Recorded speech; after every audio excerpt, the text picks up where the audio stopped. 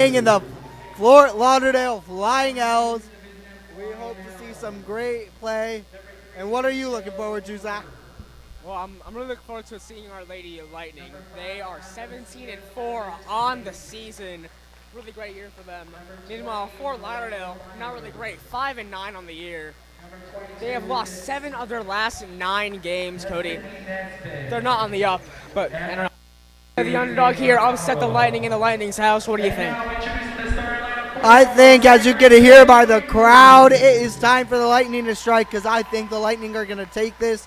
And I'm hoping for a great game, but I want the Lightning to win as they announce the starting lineup with Agam Gago, Kaylee McKinley, Peyton Lookie, Ellie McKinley, and Alexis. And we will see the starting 5 for the Lightning.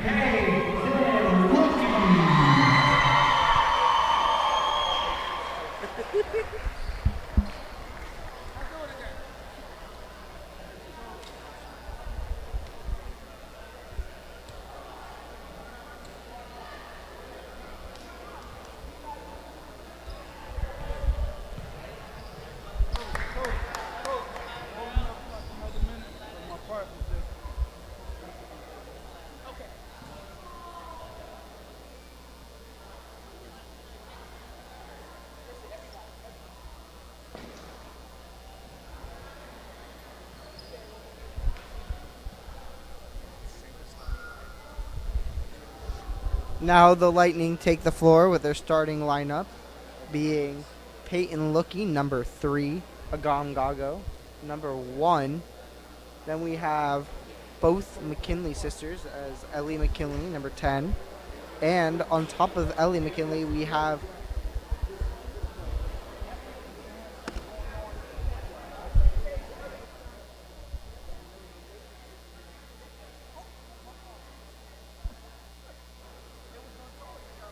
I'm sorry about that. We have Ganano, number 13.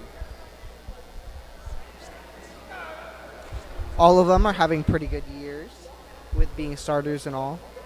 Gago's having about 9 points per game. Peyton Lookie, the star of the Lightning, has 17.3 points per game. Ganano with 11.7. And the McKinley sisters with about 1 and 4, respectively. Now, as we get ready to hear Fort Lauderdale's starting 5, it's going to be number 20, Byerns, number 23, Powell. It's going to be number 3, Gilbert. And then we have number 5 over here. That's Evans Blake, along with number 22, Nesbitt. Again, Fort Lauderdale not having a great year. Their top scorer, Evans Blake, only averaging 11.8 points per game. Not really passing the ball either. Only about 0.8 assists per game. Not great all around as we have the tip-off in the Lightning's house. Now the tip-off was won by the Flying L's. The Flying L's, number 20, passes to number 3, who passes into the paint to number 5. Number 5 with the layup.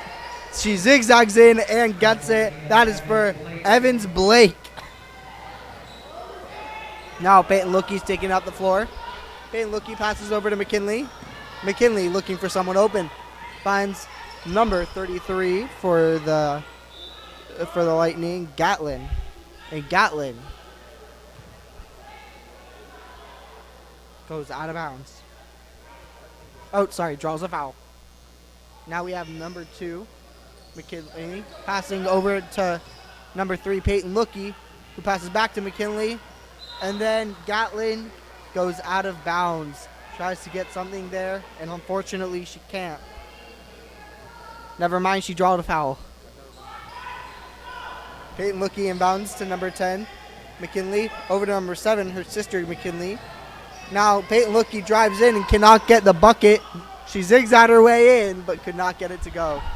As now number 22 takes the ball up the court. That is Nebsit. Now number 20 with the ball, 23. Over to number 3, back to number 5, who takes a shot, and she cannot get it to go with a mid-range jumper. We have McKinley taking the ball up. Passes. Oh! And now Gago with the 3. There's 6 minutes and 40 seconds left, and it's 3-2 with Cypress on top. We have Fort Lauderdale missing a shot here, and now we have Peyton Lookie taking it up the court. Let's see what she can do here. She pulls up from 3, and she hits it! All right, now we have now Nesbitt trying to find someone for the Flying L's. Let's see what she can do here. And the Flying L's take a timeout, Cody. We have about 6 minutes left to go here in the first quarter. 6-2 your Lightning. What do you see here so far in the first period? I see some great play from both teams.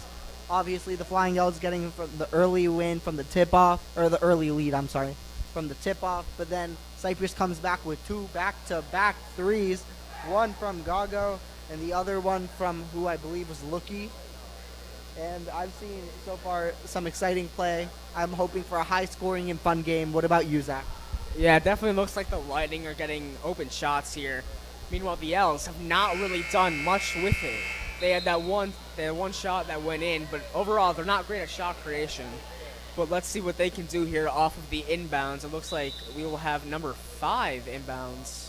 Oh, they switched the court, and it's number 22. That's Nesbitt inbounding. Let's see what she can do here.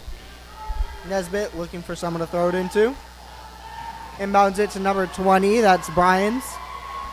Bryans passes back to 22, who gets stolen by number 2, McKinley. Passes to Peyton Lookie and then gets fouled by number 20, Bryans.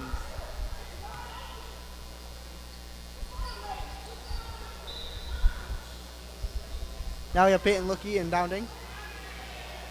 Finds McKinley, but McKinley cannot get it to go, and there's a jump ball now between Cypress and the Flying L's. That is Gatlin and Powell. Is Lightning ball because of the jump ball. McKinley looking for someone to throw into. Inbounds it, but cannot hold it as it goes out of bounds. It's still Lightning ball. McKinley once again inbounding it. Looking for someone, finds her sister McKinley, but cannot get it to go. And there was a travel by number 22, Nesbitt.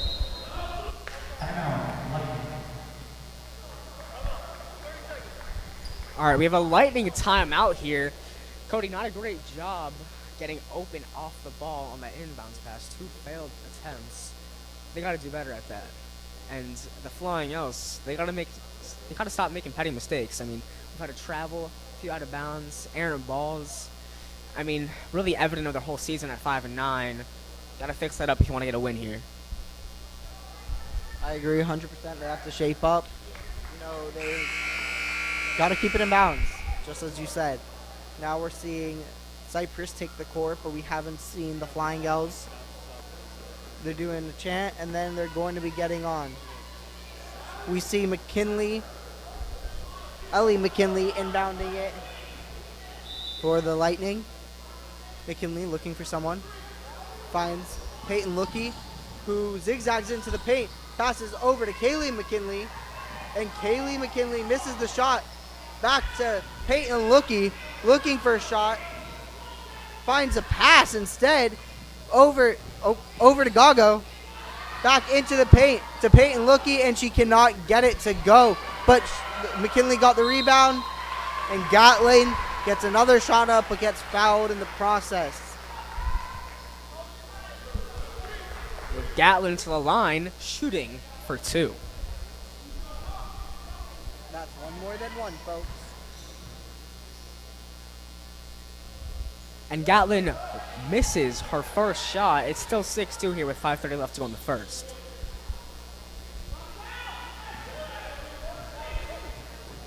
Gatlin misses both, but McKinley with the rebound finds Gatlin at the top of the arc, out to Peyton Lookie.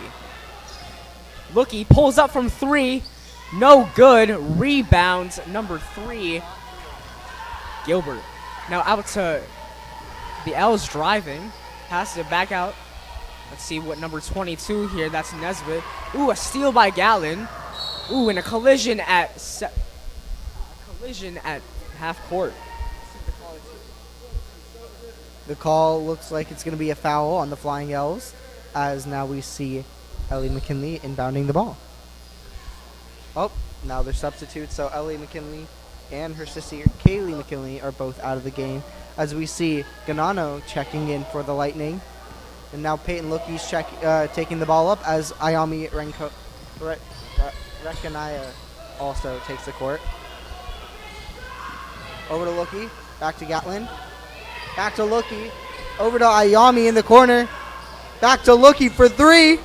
That almost went, but could not get it to go. Cypress ball as it goes out of bounds. Ayami inbounding the ball. See what she can find. Finds Lookie in the corner. Ooh, and it's deflected. That is deflected out of bounds by the Flying L's, Gilbert. Now we have Peyton Lookie inbounding the ball. Cypress needs to get open. They're not doing a great job of shot creation here off the ball. She finds number 11. That's Katya. Let's see what Lookie can do here. Finds Katya in the paint. Drives. No good. She misses the layup, but she gets fouled. That's Katya going to the line for 2. You know, even though the Cypress team hasn't been able to get some great shots up, they have been able to draw fouls, which is what coaches love to see. They're playing aggressive, but they're drawing free points. Now let's see if she's able to sink them. She shoots her first one, and unfortunately she misses as she gets ready to take her second.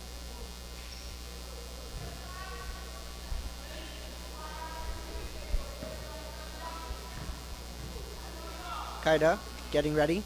Shoots it, and unfortunately misses. That means that Cypress is 0 for 4 from the free throw line, as number 5, Evans Blake, travels for the Flying L's.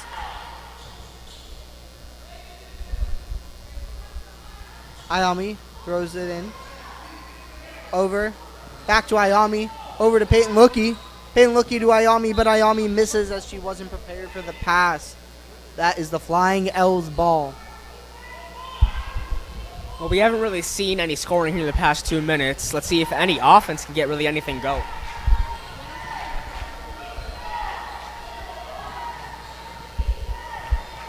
Evans Blake takes the ball up, looking for someone open. Passes over to number 20, Brines, but unfortunately the ball goes out and they cannot connect on that play. Now we see number 13, Ganano, throwing it into Peyton Lookie. Peyton Lookie taking it up court. Gets a vital pick, but unfortunately it doesn't work.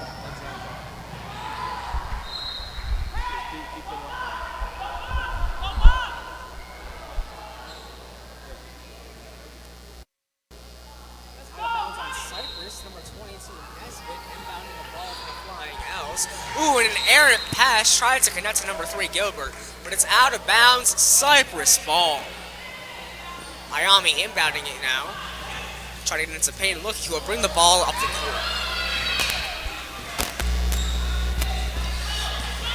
Lookie driving into the paint. Ooh, and she's fouled on her way there.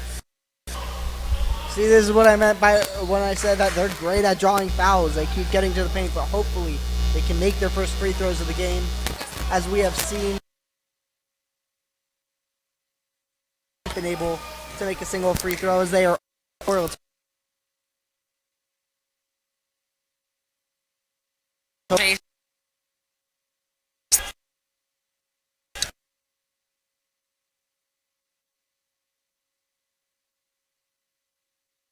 amazing player who just fucking for 18 with 3 minutes left.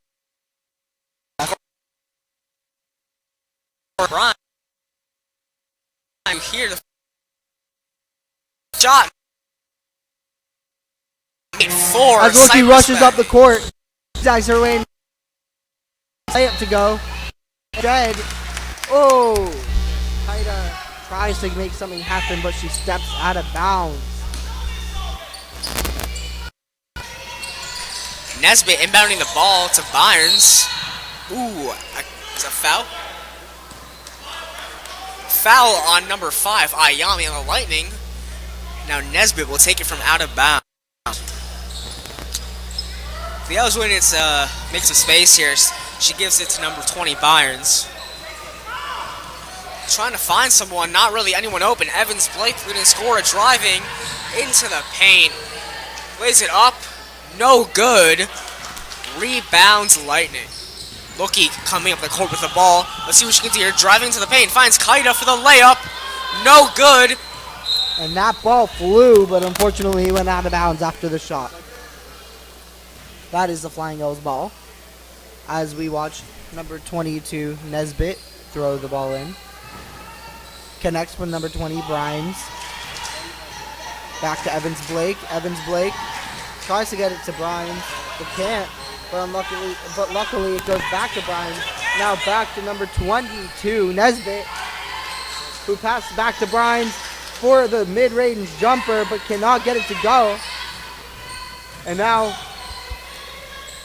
Evans Blake can't get it, but there was a travel on the play.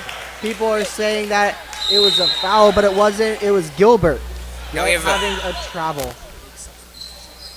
Big substitution for Cypress as Ayami, Ganano, and Kaida all check out. Now we have Miller, Awadala, and Peyton Lookie keeping on the court with them. But a new addition with Guyton. Guyton, ooh, an errant ball. Peyton Lookie recovers it, finds Gatlin, pulls up from 3. Guyton, no. And that was almost out of bounds by the Flying L's as number 22. Nesbitt takes the ball up, passes to Evans Blake, who cannot get it to go. Now we see number 21 for Cypress, Awadala, taking it up, but she cannot get it to go. And there is a foul on the play by number 3 on the Lightning. That is Peyton Lookie. Gilbert inbounding the ball now for the Flying L's. Ooh, and an errant pass. Not a great pass there from the Flying L's. That just continues their streak of costly mistakes as it's 8-4 here. Your Cypress Bay Lightning lead with 2 minutes left to go in the first quarter. Not a very high-scoring game, Cody. No, it's not. And I think it could be later on in the game. I think there's a few mistakes that the coaches are going to be yelling at their players about. But I think that Cypress and the Flying L's have a good chance at fixing those mistakes. Evans Blake, Flying L's leading scorer, taking the ball up. But again, no one is moving off the ball. And Cypress playing lockdown defense as we see number 10, Taylor, top of the key. Ooh, and a steal by Peyton Lookie. Peyton Lookie for the layup. She zigs and zags. Ka-chow! What a layup as she's now going to line for her and 1 foul.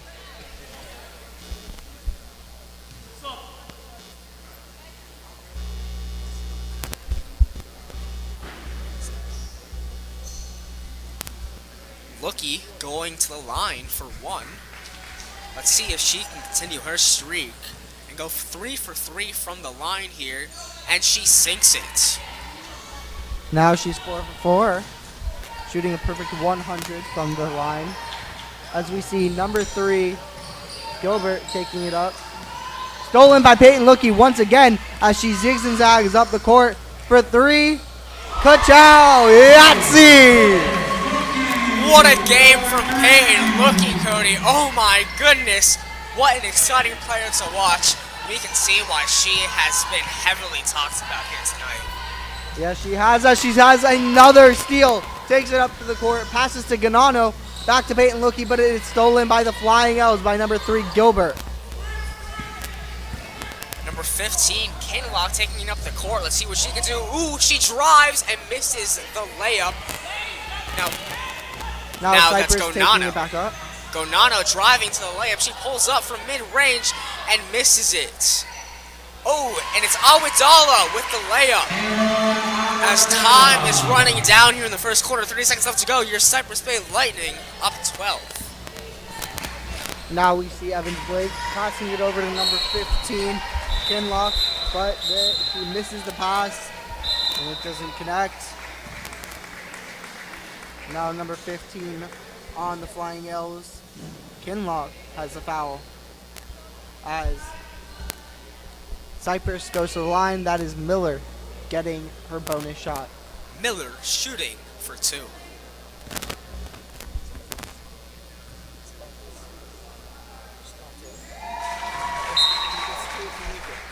And now Miller makes her first shot. Getting ready for her second one.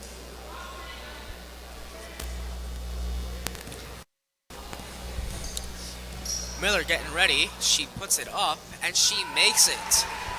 18 to 4. And we see Evans Blake checking out of the game for number 12. Ooh, and a travel on Nesbitt. Just another in a series of the Flying L's. You know, that was the first. That was the travel.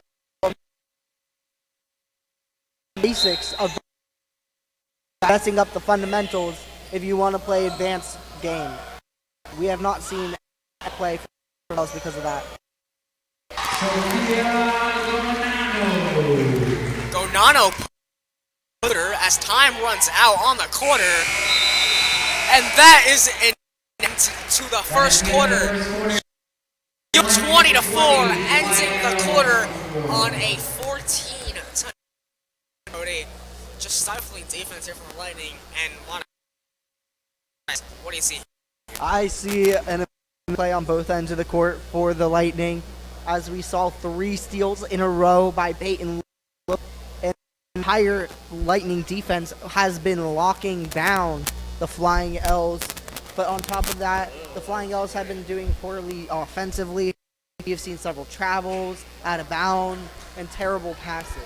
Yeah, just costly mistakes. And you can't have that if you want to have any chance at winning a basketball game. I'm sure their coach right now is hammering it in. Go back to the basics. Remember why you play basketball. It's supposed to be fun, but they're getting stressed out right now. They're making too many mistakes. It's a mental game. Now we see Lightning starting to take the floor. Peyton Wilkie, along with Ellie McKinley, Agam Gago, along with number 2, Kaylee, 33, Gatlin. And for the Flying L's, it's Nesbitt, Brown, Kinlock, Taylor, and Byers.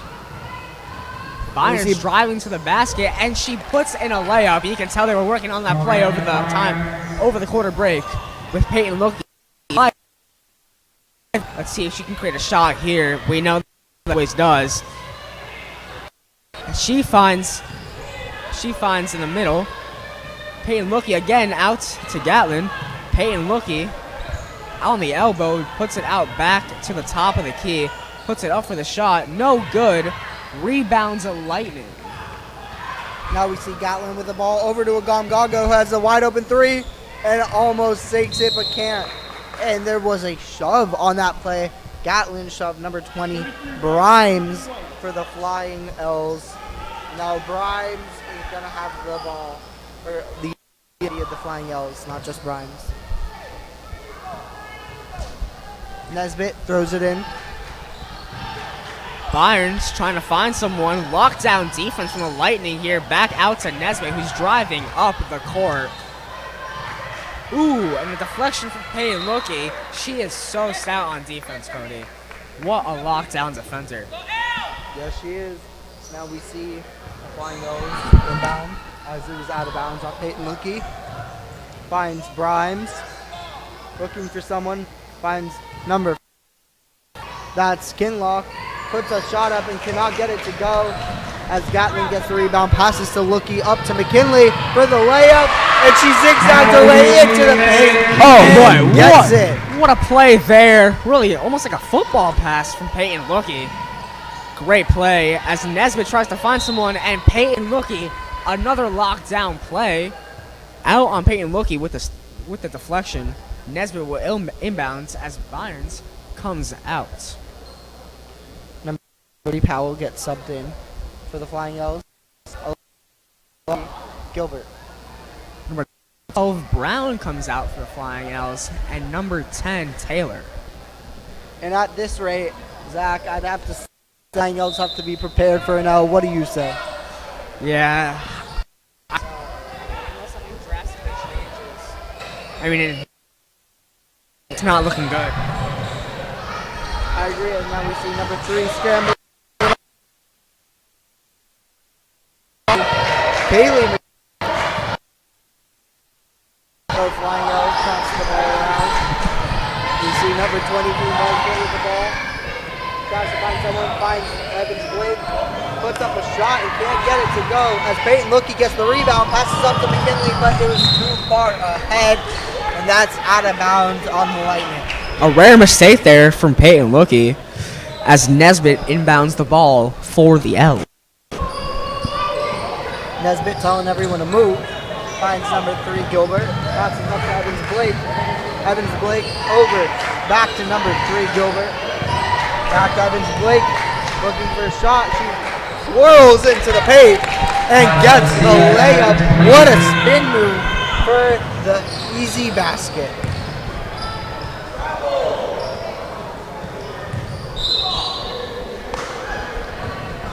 Gago missing the shot there, but it's out of bounds on the Flying L's as we see McKinley coming out for Gonano. Now we see Ellie McKinley passing the ball in. Over to Ganano. Ganano looking for a shot. Over to McKinley, and what a pass, but can't get the basket to go as number 23, Powell, gets the rebound. And Powell is tall and can grab it with ease. Yeah, but an errant pass there deflected by Gago. Now Nesbitt inbounding the ball, finds Evans Blake, but McKinley playing lockdown Z in the backcourt. Evans Blake driving, trying to find something. Ooh, and a foul by McKinney. Ellie McKinley clearly not happy about that as she butts into Evans Blake. And Nesbitt throwing the ball in, finds Evans Blake. Still guarded by McKinley. McKinley can't go anywhere. Tries to draw a foul, but can't. As Peyton Lookey takes the ball away, finds Gago up court. And Gago with the layup. She zigged and she zagged straight into the paint, straight to the basket, and gets an easy 2 points. Well, that is an 18-2 run for the Cypress Bay Lightning right there with 5:10 to go in the second quarter, 24-8. Just a blowout here, Cody. I mean, yes, it's not even close. Yep, and we see the Flying Gulls going out of bounds. Now Peyton Lookey has the ball. Finds Gago. Over to Ganano, who tries with the floater but can't get it to go as the Flying L's get the rebound. Evans Blake is now taking it up for the Flying L's. Evans Blake trying to find someone. Not much movement, but finds Gilbert. Ooh, Peyton Lookey with the steal. She can capitalize on this. Lookey with the ball, one-on-one. She drives, and she hits it! Peyton Lookey, what a play. Basket. She rises straight to the rim and got it to go as the Cypress gets another steal and has possession again. Lookey on the outside on the elbow. Over to number 33, Gatlin, who goes for 3 and can't get it to go. Now Big Powell coming in with the ball. She finds, Gago with the steal. She drives to the rim. Oh, and it's blocked. Blocked by Gilbert. And they're calling that out of bounds, I believe, on the Flying Owls. Not a foul, even though it looked like one. Well, that's just the nature of the game, Cody, as we see Byron's coming in for Gilbert. Peyton Lookey passing it in. Looking for someone. Anyone? Finds McKinley in the paint. And she gets the leg up and one. My, 26-8. Now 28-8 with a chance to make it 29. 4:11 left to go in the half with McKinney at the line.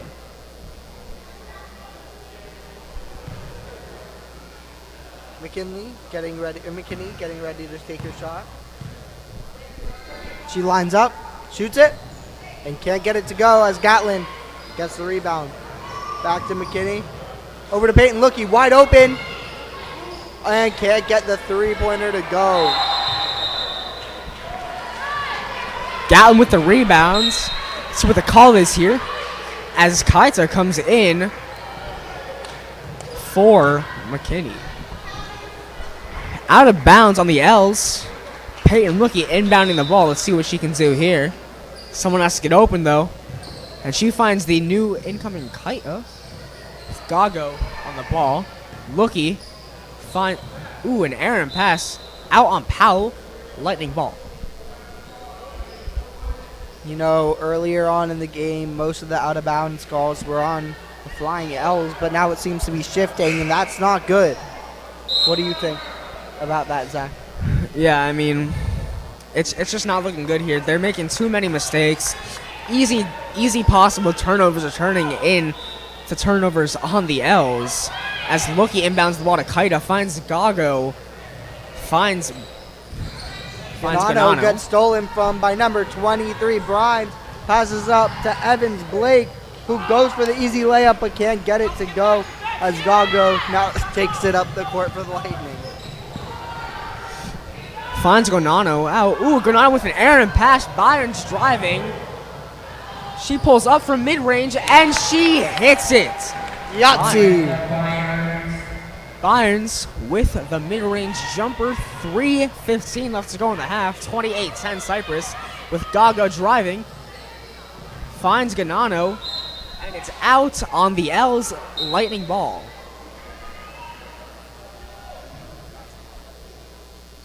Now we see a lineup switch as number 33, Gatlin, swaps out for the Lightning. Number 14, Miller comes in. Gago goes for the shot and can't get it to go. Steps out of bounds. That is the L's ball. As we see number 15, Kinlock, throwing it in. Over to Ike, and almost a steal from from to go. And a steal by Kaita. She drives, gives it to Gago. Nano, the layup. What a great play there. Teamwork exemplified. 100%. She grinded the cup. Did a great job. As we see Ganano with another layup from a steal. Wow. What a play there by Ganano. And a timeout by the Flying L's as they attempt to regroup there. And I have to say, I'm surprised they didn't take it sooner. You know, you don't get many timeouts, Zach, and I think they were just trying to save, even if it wasn't the right call. But now they're trying to stop the momentum of Cypress, and hopefully things going for them. 22, 2.5 minutes left to go in the half. They really haven't been able to do anything. The entire game has been played on Cypress's half. The entire game, the L's have been on defense. The entire game, the Lightning have looked dominant. What do you do, if anything, to stop the momentum? Try to change the entire game. If I was the Flying L's coach, I would be telling them, hey, you've got a chance. Go out there.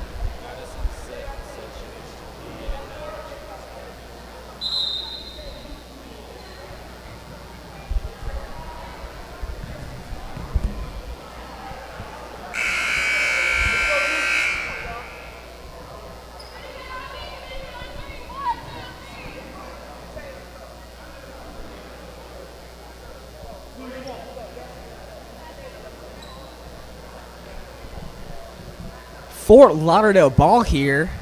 Nesbitt will inbound the ball with Kaita guarding. Let's see if the timeout helped. I know it did. They can do here as tries to take up the ball. Who finds number 10 Taylor? Who finds the jump, and it bounces out. Fort Lauderdale ball.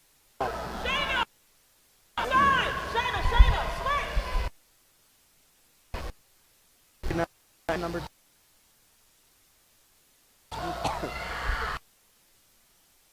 and that is Gago looking for someone. Makes a move. Zigzags into the paint, and she sinks the.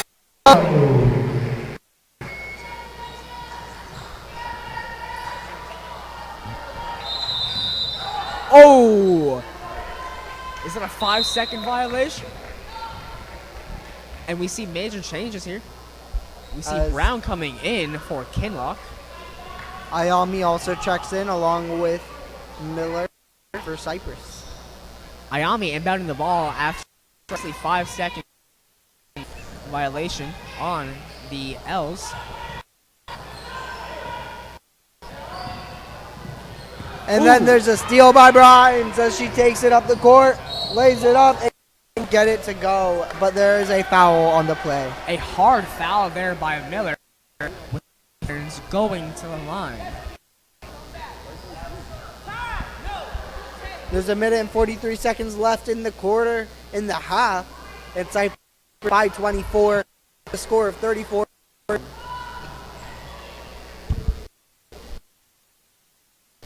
Off this right here. I mean, they haven't really been able to do much as Byron's sinks her first. You know, these are free points. You need down the game. What would you be thinking right now if you were Grimes? I mean, I'm thinking I'm really the only one getting it going for my team, and I need to continue to do so as Ayami brings the ball up. Ayami passes over to number 23. That's Gaiden, who tries to take a pass, I believe, to Miller, but can't get it to go. As the Flying Elves get the rebound, but go out of bounds. Ball goes to Cypress. Ayami will inbound. Finds Miller on the baseline. Ooh, and an errant ball, but she gets it back. Ooh, and a steal by Powell. Byron taking trying to find someone and create a shot with a minute left to go in the half.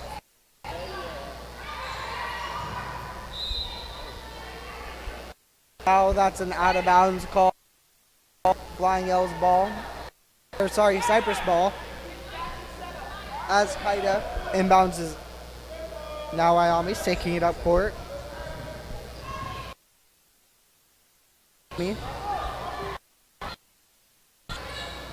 Over to number 23, Gaiden, who takes the jump shot but can't get it to go. Slowly.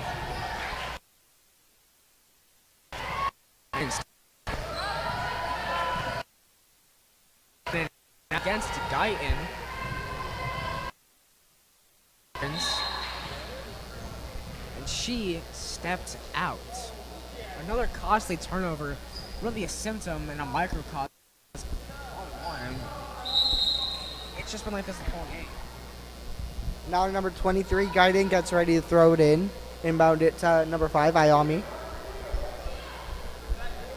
Ayami takes it up court. Looking for someone open, finds number 11, Kaida.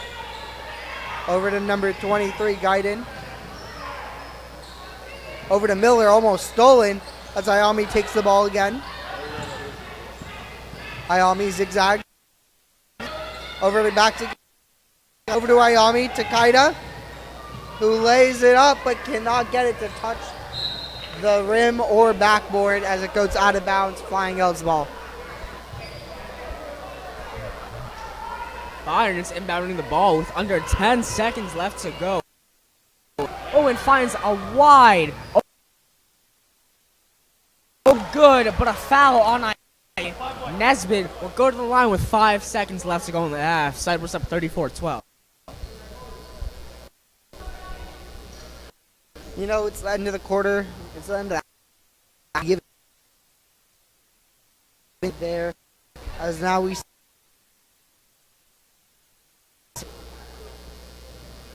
misses it. You know what I have noticed, Cody? Peyton Lucky not been in almost this entire quarter. What does that tell you about the? You know, tells him that he trusts them a lot. You know, you can have anyone in the court and you still believe that you can win the game. Honestly, I don't agree with the decision, as it is senior night and it would be great to see her play her last home game of the year. But, you know, it is what it is, and you do have to let the rest of the team play. Ayami dribbling up with 5 seconds left to go. Finds Guyton. Ayami, ooh, she does not get the ball off. But it is halftime in the Lightning House. Your Lady Lightning up 34-12. And after the break. Hey guys, welcome to the 2023 Golden Globes Awards Ceremony. I'm your host, Ava. We have a special award tonight. Funniest jokes told at an awards ceremony. I think we all know who that award goes to. Am I right? Now, you should all feel so lucky to be here tonight because this event is so exclusive, even the football players in the NFL have more exposure. Taylor Swift, am I right?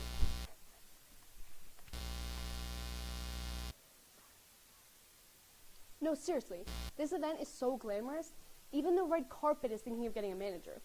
It's tired of being walked all over.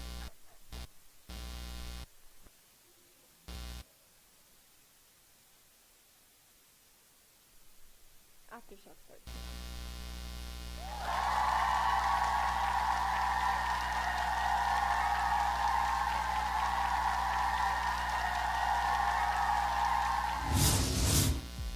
Coming up on this week's episode of Aftershock, Male teaches us how to cook. Brady talks about an exciting sport. Drew teaches us about the Boston Tea Party. And much, much more. What's up, Cypress Bay? I'm Luisa Hernandez. I'm Ava Pounder, and Aftershock starts now.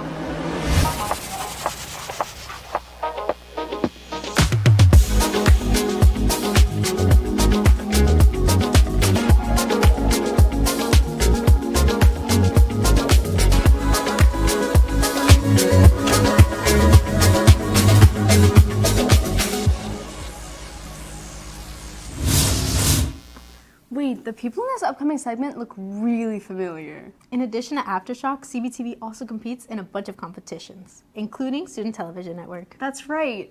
Our reporters interviewed a few crew members from our upcoming competition.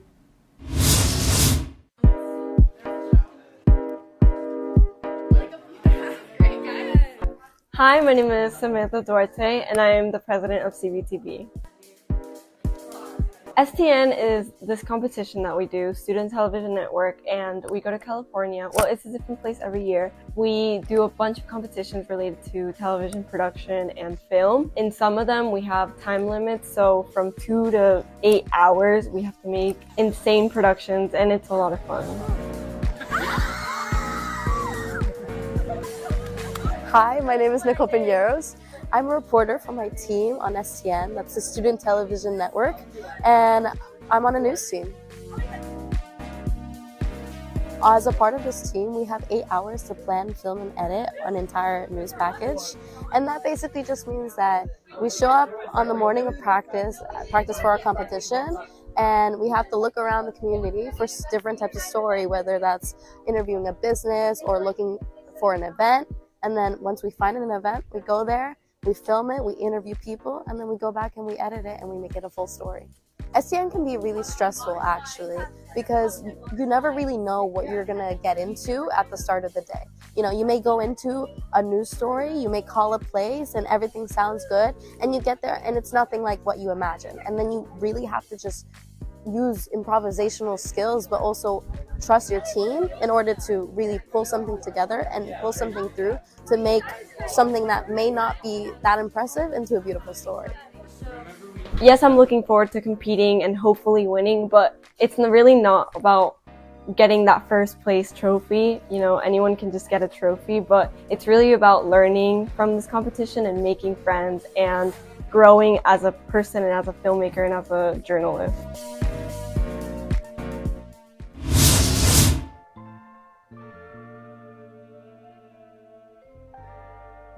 Hi, man. What's your name? Enzo. Enzo? Okay. All right, start off with the shirt. Okay. H&M. Okay. This belt. I don't know. It's like really old. I don't know. These pants, these jeans, Shein. Alright. I got Converse. And these glasses, my ex-girlfriend. Oh my God!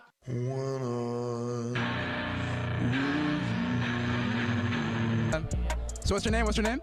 Marcelo. Hi, man. What are you wearing, bro? I got my Dolce Gabbana on, you know. Okay, okay. Vintage Gap out here, bro. I bet. I got my sneakers on. Alright, for sure.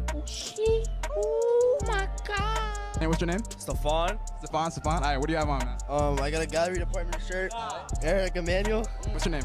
Chetan. All right, what are you wearing, bro? I just have a shirt, some pants, and shoes. That's it. It's pretty basic. You're wearing Yeezys, bro. Yeah, you don't got. It's not that good. Man, you ain't got the answer. My name is Patrick. Patrick, all right, what are you wearing, bro? What are you wearing? I'm wearing the Storm. Okay, how much? The Storm. That was $3.99. All right, what's your name? Doc. Doc, okay, Doc. What are you wearing?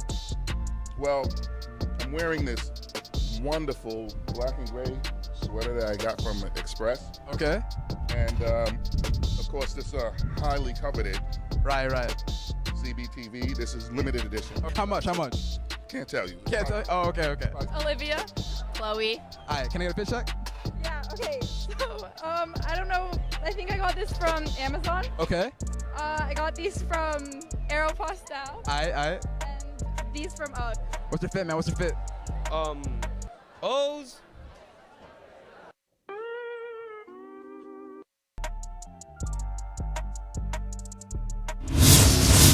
I wanna get it back, don't wanna. Is that the new Guts album? Yes. I'm obsessed. Me too. Here's an equally obsessed crew member to tell you about the album. If every teenage girl asked you to watch the Guts album, I'm sure it wouldn't be the first thing on your radar when you open Spotify.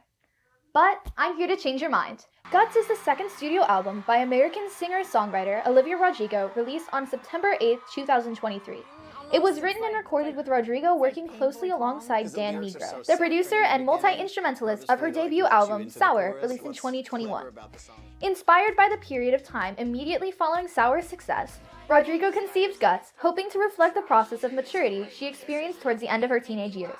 When the album Guts came out, it was super successful, although fans did not expect this style from Olivia. When the first album, Sour, was released, it typically consisted of sad breakup songs. But with this new album, it brought along a new type of pop rock songs such as All American and Bad Idea Right. They were developed, giving fans a new side to Olivia's music, alongside her collection of soft ballads and emotional songs. In my opinion, one of the best songs of the album is Get Him Back.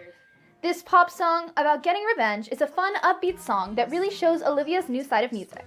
With the use of drums and amazing lyrics, Olivia really captures the madness people may feel towards certain breakup situations, creating an ultimate, relatable song.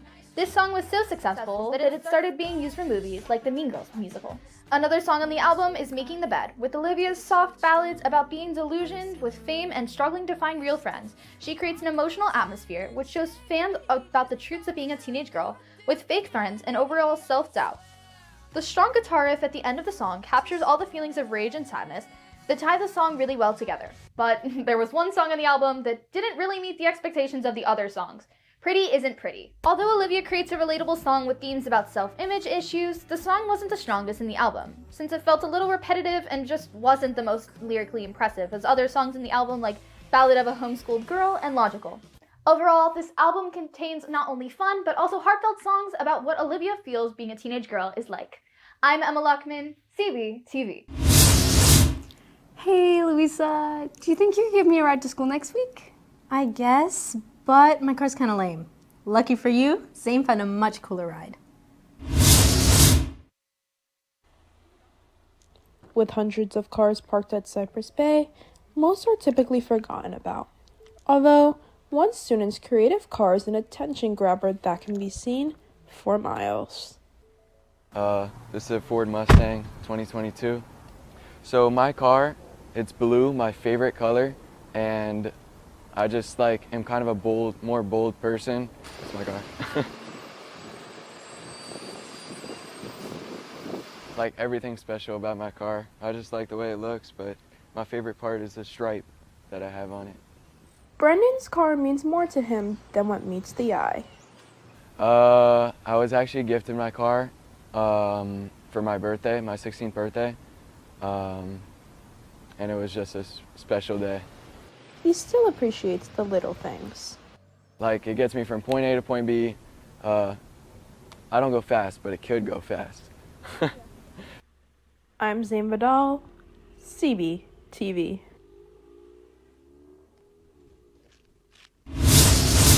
And next up we have... And that's actually all the time we have for today. What are you doing? It's lunchtime.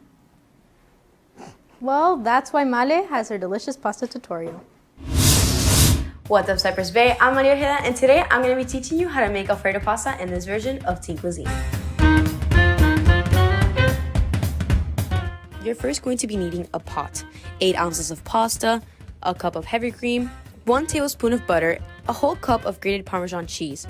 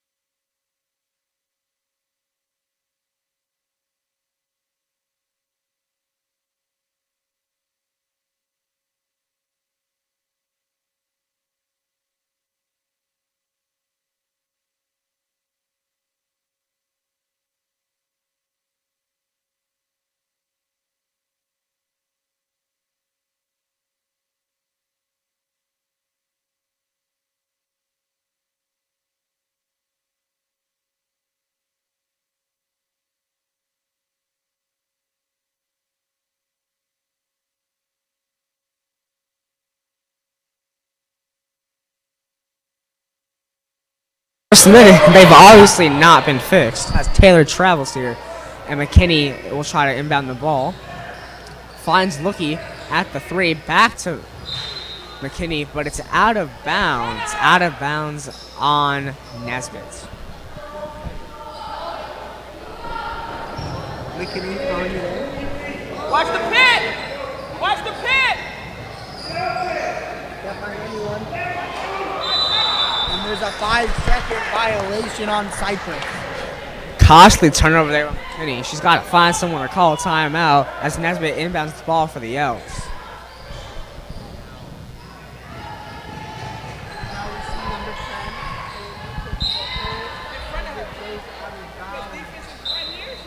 Good play by Gago there.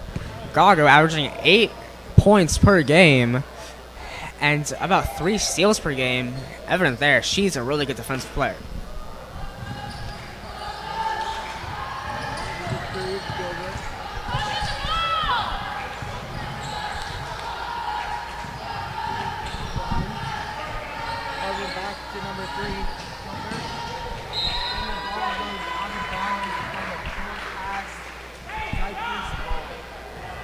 McKinney inbounding the ball there. Gaga taking up the court. Slowly, she is wasting time with under 7 minutes left to go in the third. Out to Lookie, back to Gago. Gago driving, rises to the rim, and hits it!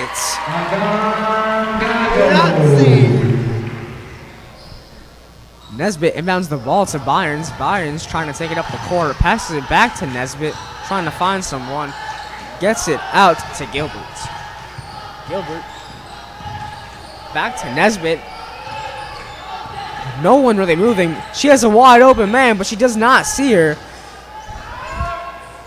And that is Evans Blake missing a wide open shot with Lookie taking the ball up. She finds McKinney wide open for the easy layup.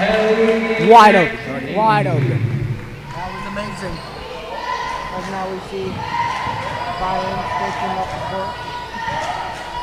Almost stolen by McKinley, but they're calling a reach and foul. They're calling a foul on number 4, who's on the other end of the court. Not even involved in the play, but she's getting handsy there. Nesbitt will inbound the ball for the L's. See if they can create. No one open, really. Oh, she finds. Oh, Gaga with the steal. Gaga with a great steal.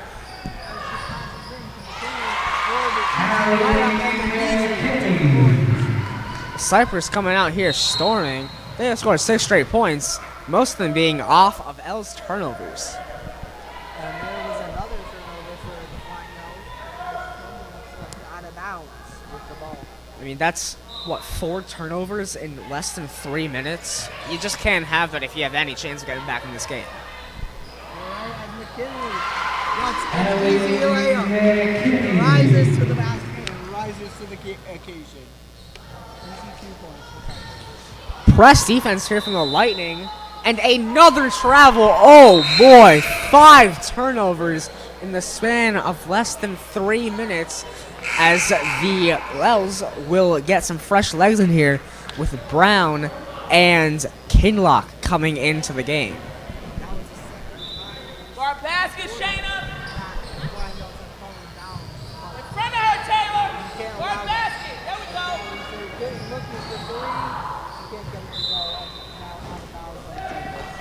we Lookie has cooled down from her rampage in the first quarter. Might have been caused by her sitting out most of the second, because the Lightning are up 42-12. Yes, you heard that right, up 30 with 5 minutes left to go in the third quarter as Byron's drives and misses the layup, but she gets it back. Gago steals it from her. Now finds Lookie in the paint, rises, and good. The easy layup for Lookie. That was an amazing pump fake from Lookie, and then an amazing layup. And just after that, another turnover for the L's. 3 minutes, 6 turnovers. You know, the coach is outraged, the team is outraged. You can't let these turnovers keep happening. As we see some substitutions in here, Awadala, Ayami, coming into the game.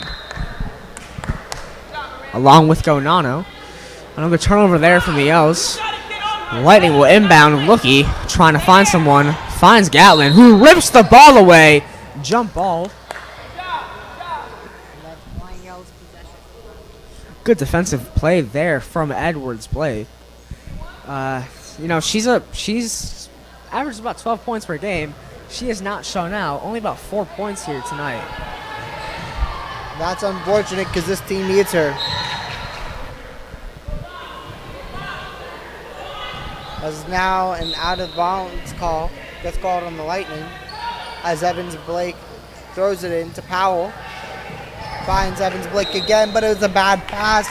Another turnover and Cypress ball.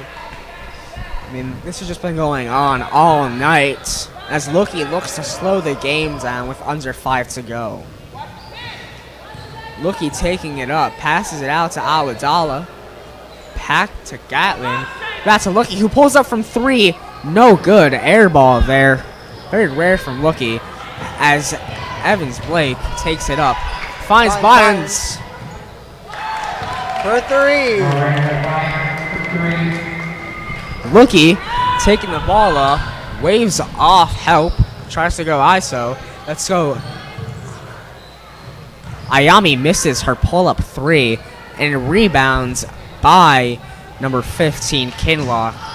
Byron passes it in, and that is a great layup there from Brown.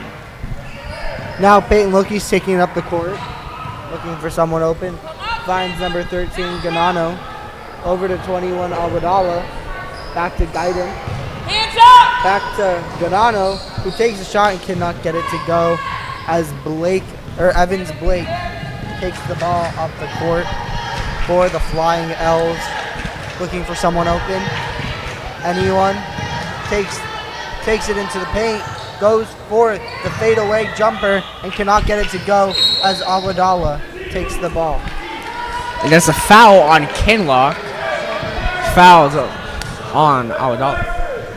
And well, we started to see the L's make sort of a run here. I know it's not much, Cody, but 5 straight points.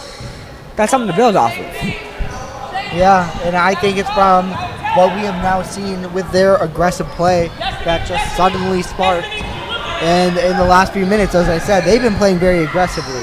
They've been fighting for balls. They've been trying to get steals. As number 33, Gatlin gets a three-pointer, and the crowd goes wild. Big shot there from Gatlin as Nesbitt drives to the basket, but it's knocked out by Gonano. Nesbitt will inbound, and she is looking for help. She finds no one. Evans Blake with the ball, tries to drive, and it's knocked out by Gonano. Lockdown defense there from the Lady Lightning. Evans Blake looking to throw it in. As Peyton Lookie now subs out for number 23, Guyton. Over to Powell in the paint. Powell forces her way into the paint and cannot get the basket, but draws a foul in the process, and she will be taking 2 free throws as Gatlin has another foul. Powell gets ready for her shot. She takes it and misses.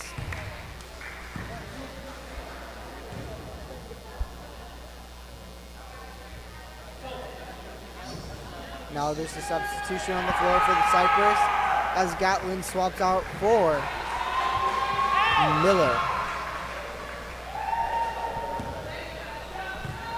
Powell lines up her shot, shoots it, and misses again. Lane violation on Powell there. Lightning ball. Ayami will take the inbounds. She ran just a bit too early as now Cypress gets the ball. Ayami inbounding it over to Ganano as she takes it up the court.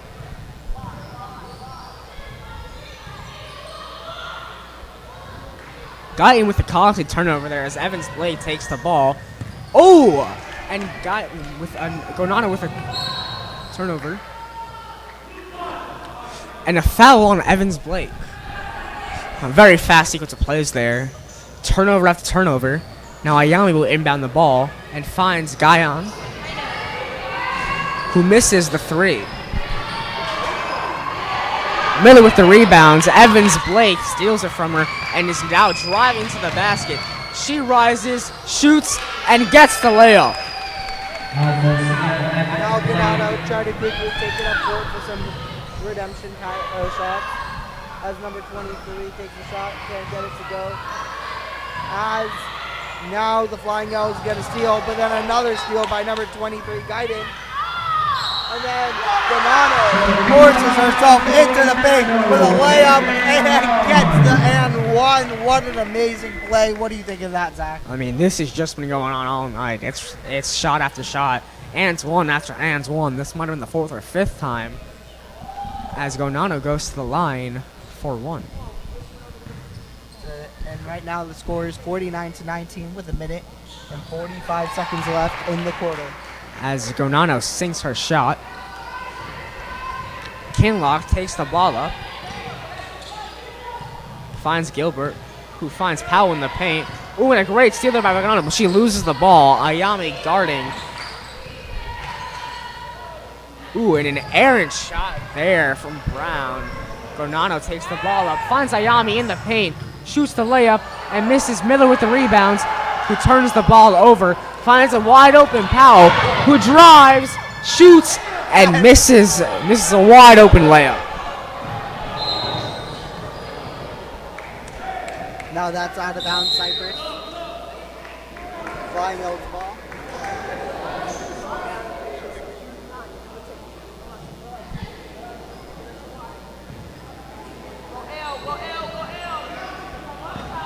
Gilbert taking it up.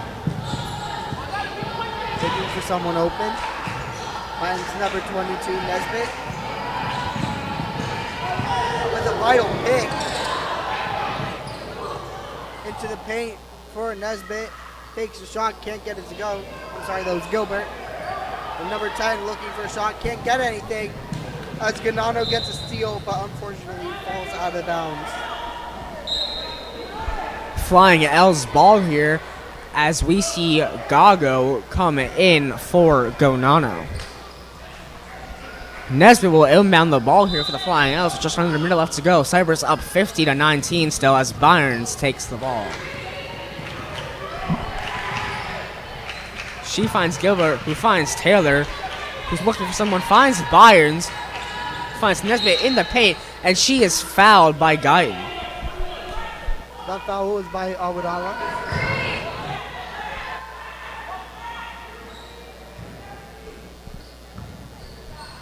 Byers with the open jumper. She misses, gets the rebounds, shoots again, and makes it.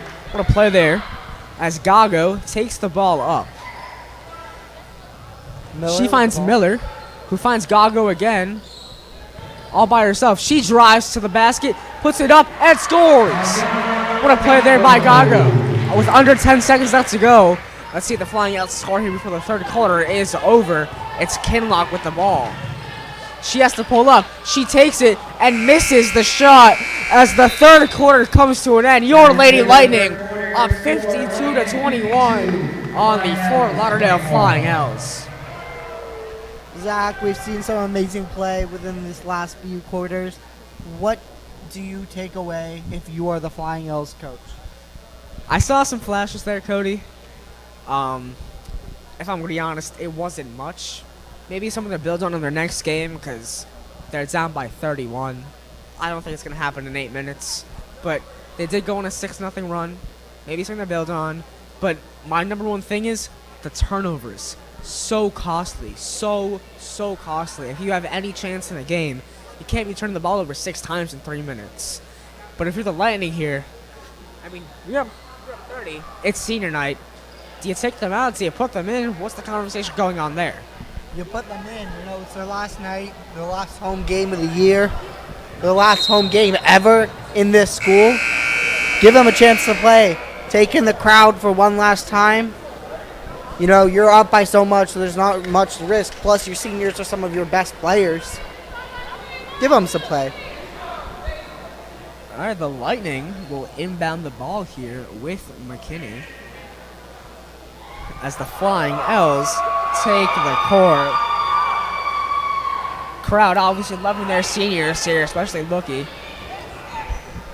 You know, if you look into the crowd, you can see that there's several Peyton Lookie faces in the crowd, which I find pretty cool as Peyton Lookie takes it up, passes to Gatlin, who makes a jumper. Nice assist there by Lookie and great shot there by Gatlin as Byers takes the ball out, trying to find someone. Finds Gilbert, passes it back out to Evans Blake, who's been silent most of the game. Back to Byers, frustrated with the lack of movement off the ball. She finds Kinlock outside. Nothing going here, and it's a jump ball. And that'll be Flying Owls ball. Great play there by Gonano. Byers will inbound. Ooh, it's a deflection there by Lookie. Gonano steals it, and Kaita ends up with it. Ooh, a tripping there. It's a missed call. Another jump. Let's see whose ball it is. Is it? Let's see. Is it the Flying Owls? No, it's the Cypress Bay Lightning's ball. McKinney will inbound. You know these seniors are ready to strike on this drive, especially after getting the ball back for the first time in a while. As we now see McKinley inbounding it over to Lookie. Lookie sprinting up court, taking it up, finds Gatlin, who takes a jump shot and sinks the mid-range jumper. 2 plays in a row there. We've seen that Lookie-Gatlin connection. It's obviously they have some chemistry going on. With just under 7 minutes left to go, your Lightning up 35. As the 2 seniors of the Cypress Bay team, it's kind of hard for Peyton Lookie and Gatlin not to have a connection. They've most likely been playing for several years, and it clearly shows as they are been unstoppable with Lookie's assists and Gatlin's shots. Yeah, really an unstoppable game there as the L's inbound the ball. Byers has it at the top of the key. See what she can do. Passes it out to Evans Blake, who pulls up. Whoa, that was from Dade County over there. I mean, what was she thinking? And now there's another foul on Cypress Bay. This is getting called on Peyton Lookie for Cypress. As now the Flying Owls get ready to inbound the ball. Evans Blake with the ball. She drives, she shoots, and misses the layup. McKinney with the rebound. Ooh, and a steal, but it's out of bounds. Lightning basketball. McKinley getting ready to inbound over to Peyton Lookie. And now Peyton Lookie's taking the ball up court. Lookie slowing the game down, under 6 to go. Finds Gonano in the elbow. Back out to McKinney at the top of the key. Finds Lookie driving. She goes to the rim, passes it to Kaida, who's blocked. She tries to find something. And it's a foul. A foul on the L's. They're calling that on number 10, Taylor, for the Flying L's. As McKinley gets ready to inbound the ball once again. And there's a substitution. As Bryans comes out. And number 13 goes in.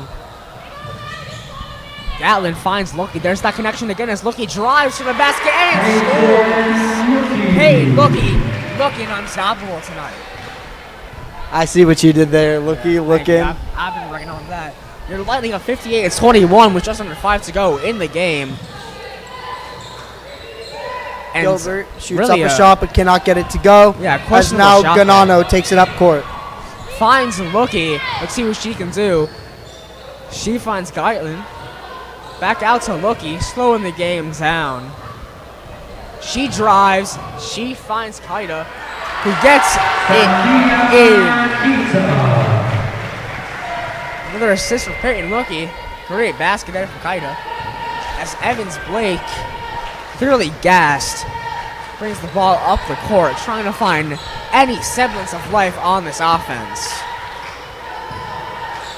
Taylor with the ball now. Back out to Evans Blake, pulls up from West Palm Beach, and she makes it. What a long shot there. That's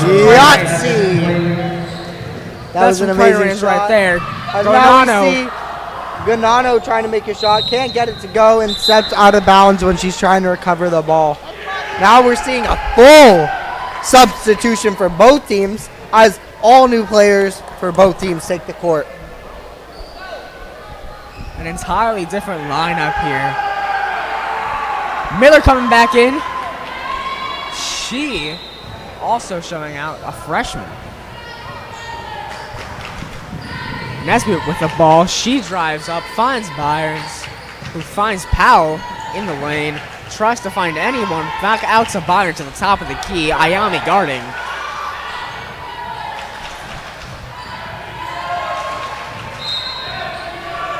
And number 22 seems to have stepped out of bounds. That is Nesbitt, as it's Cypress ball.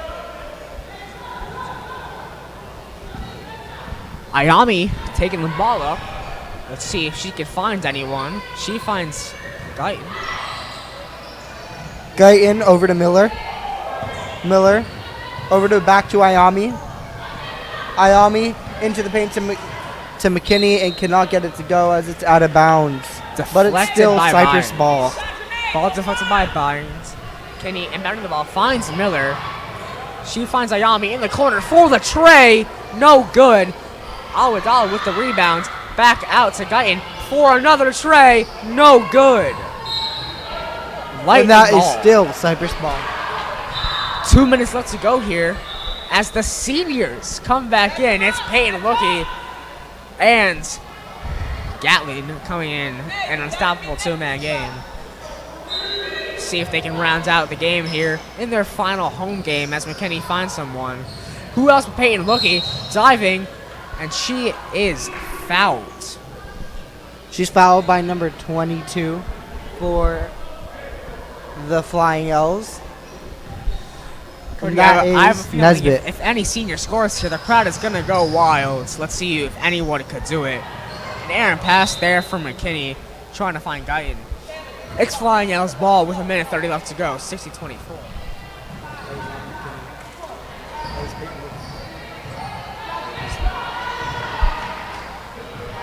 Barnes with the ball, passes it into the paint for Nesbitt. She goes out. That's number 12. Brown for the deuce. Just over a minute left to go. Peyton looking right on the ball. Let's see if she can score here in her final home game as a Cypress Bay Lightning. Oh! Oh my gosh! She's cashing out on that one. What an amazing three-pointer for the senior in senior night.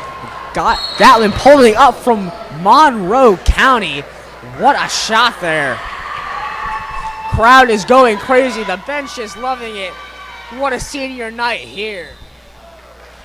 As Peyton Lookie and Gatlin get subbed out for the last time in this home stadium for their entire lives. It's sad, but it's also sweet that they get to go to some better places, and you heard the crowd go wild as Ayami takes the floor. Cypress, I want to hear you at home going crazy for your senior girls as the Lightning will inbound. The freshman Miller getting the reins tonight with Ayami taking the ball up. 10 seconds left to go. Let's see if she will just dribble it out. Nesbitt still playing strong defense. She will hold the ball. 2 seconds, 1 second, and it is over. Your Cypress Bay Lightning with an astounding victory in their house on senior night, 63-26. A 37-point win as the Cypress Bay team is going home happy. You know, they got in a difficult, hard-fought win.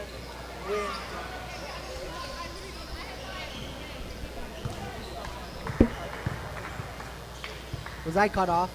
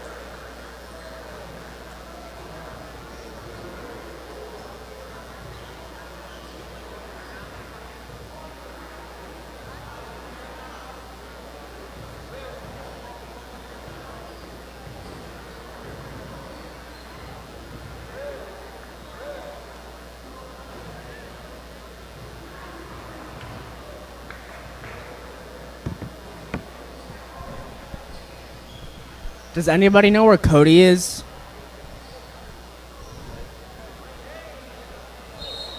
Tell Cody to go back. Cody, get back here. Cody, get back. Cody, go back. Cody, come on, come on, come on.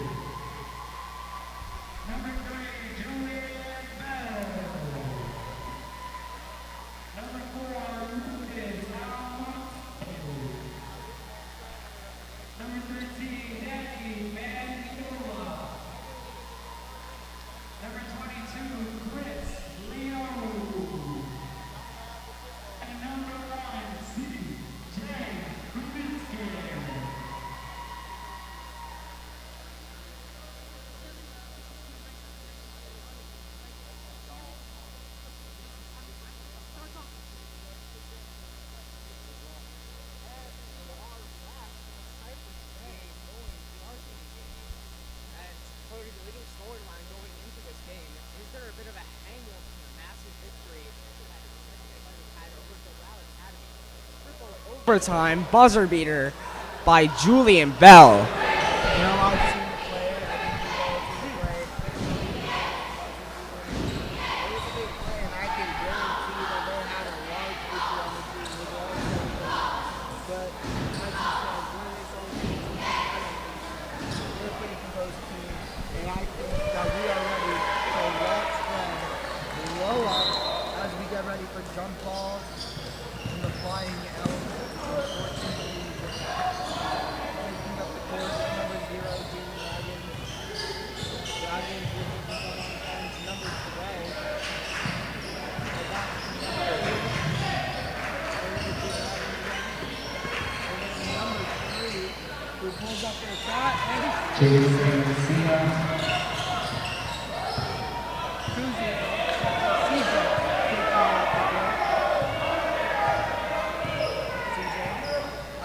Back to CJ.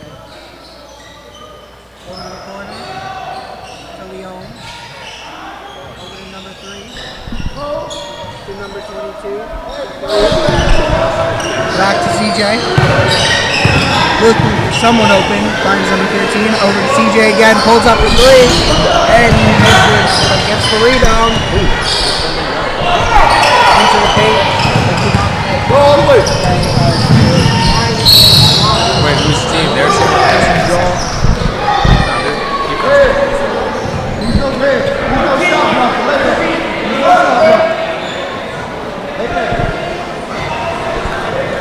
Flying L's go into the line.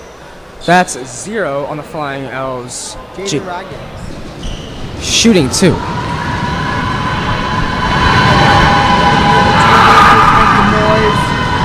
don't want him to make it, but he does.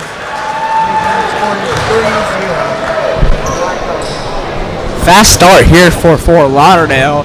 Cypress needs to try and come back. They've so far have gotten no spark on offense, but he misses his second, and now CJ will come up with the ball.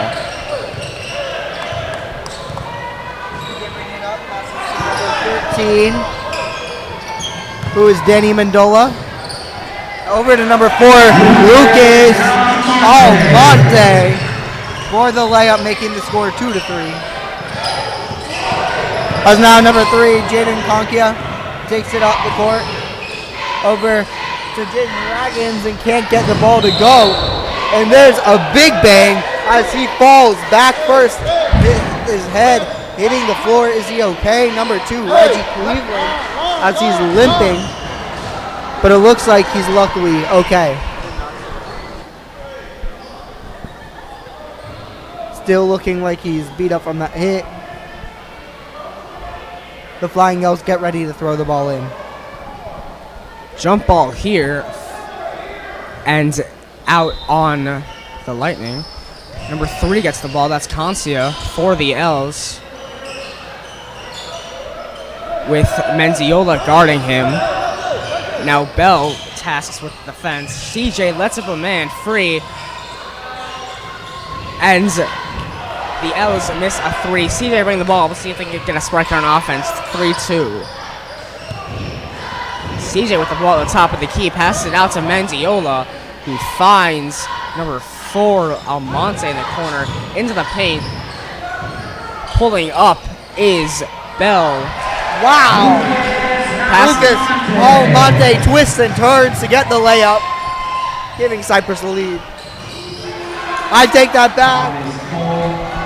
Now we see Thomas Cole with a 3-point shot, making the score 6-4 with 5.5 minutes left. And CJ pulls up for 3 and can't get it to go as Mendiola with the rebound takes a jump shot and sinks it.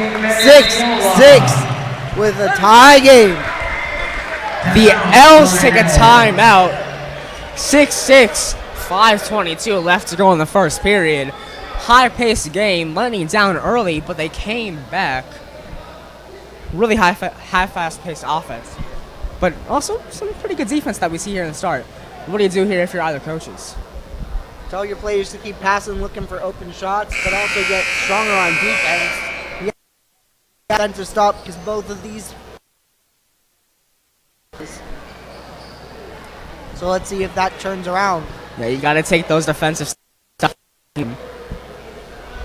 Now we see Leon, CJ, Mendiola, Almonte, and as the Flying Yells throw the ball in. Pass to number 12. That is Thomas Cole. Up the court to number 21 as Antoine Smith gets the layup. CJ taking the ball up for the Lightning, down 8-6. Passes it out to Mendiola. Mendiola at the top of the key. Passes it to CJ. In, out to number 22, Leon, who sinks the tray. Now we see number 0, Jaden Reagans, taking the ball up.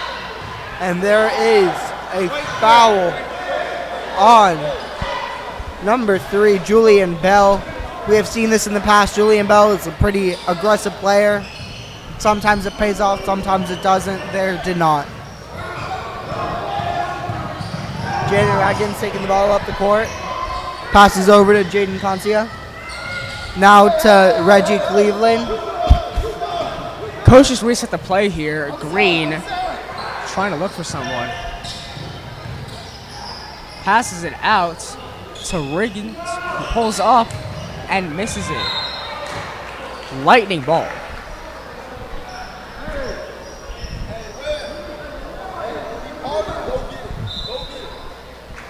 Lightning ball here with CJ bringing the ball up the court.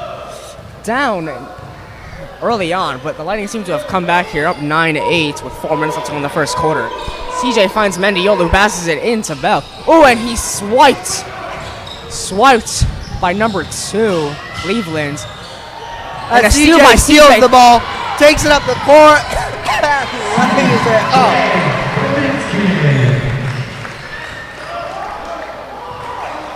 Raggins with the ball, but heavy lockdown D in the backcourt, and he makes a mistake. CJ passes it out to Leon, who gets blocked, but a foul. Christian Leon going to the line for 2 shots as number 21, Antoine Smith takes the foul. Commits the foul.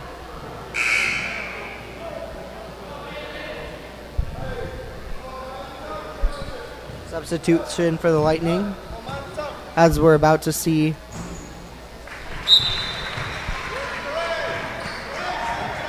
Number 11 and number 5 check in. That is Christian Rios and Brendan Baldwin. And Leon sinks it.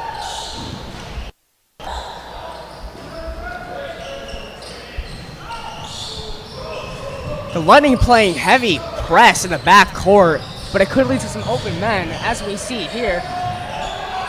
The L's getting some wide open shots, but they cannot capitalize. CJ brings up the ball here. He drives, he finds Bell. Back out to Leon for the tray, and he sinks it! Leon with back-to-back big plays. He's been up huge here in the first quarter. Now we see number 0, Jaden Raggins, taking it up for the Flying L's. Looking for someone to pass to. Finds number 21, Antoine Smith. Smith back to Raggins.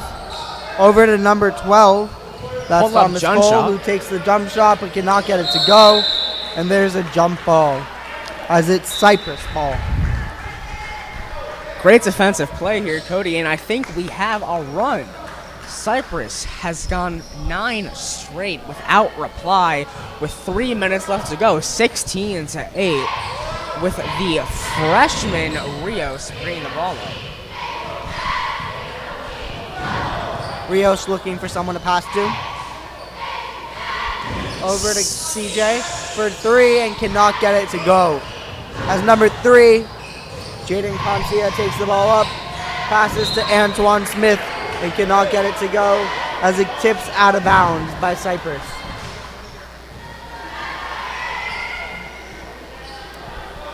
We see all the seniors very happy to be here, as it is the Cypress Bay Senior Night, and they are fighting hard to get the win. As we watch number 2, Reggie Cleveland with the layup for the Flying L's. CJ bringing the ball up here, trying to find an open man, finds Leon. Back out to CJ, moves the D around. Finds Bell, who drives to the basket and connects. Bell, of course, the savior last game, hitting the last-second jump shot in triple overtime to beat Doral Academy. Obviously showing that he has still got some juice left here in the first quarter. And number 2, Reggie Cleveland for the Flying L's shows his vertical as he jumps up and puts the ball in the net. Bell with the ball in his hand, passes it out to CJ. CJ who drives to the basket and connects. He sinks the layoff on his fingers. And the Lightning, what a run here. Up 20-12, just under 2 minutes left to go in the first period. And it seems the Dragons wants to slow the game down, trying to see what the defense gives him. Passes to number 3, Concia. Back to Concia. Looking for a shot. Can't find anything. And that seems to be a jump ball. Cody, I think it's we've had sufficient time to analyze this defensive strategy for the Lightning, and it seems their strategy is attack. They have been swarming the ball on all fronts, and it's not worked out well for the Elves. Yeah, you know what? I would stick to it if I were the Lightning. It's been going really well for them. They've been getting steals, blocks, tip passes, all of that, and stumping the Flying L's. So stick to that, and you might have the win tonight. But we see Rios guarding number 0, Jaden Raggins. Back to Jaden Raggins. Over to number 3, Jaden Concia. Outside for the tray and cannot get it to go. CJ with the ball, under 40 to go left in the quarter. He tries to find someone, drives to the layup, and he's picked off by number 2, Cleveland. Number 0 trying to draw a foul for Cypress. That's Noah Anderson, but instead he can't get it, but Cypress still gets the ball. And the Flying L take the ball back, take it up court. Number 0 draws a foul. That's Jaden Raggins getting 2 free throws off of that shot. That was on number 5, Brandon Baldwin for Cypress.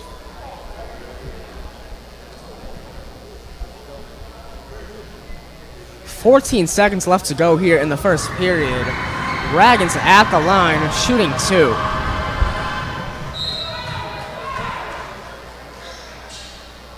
Now some substitutions on the floor as Judge Jones checks in for number 21, Antoine Smith.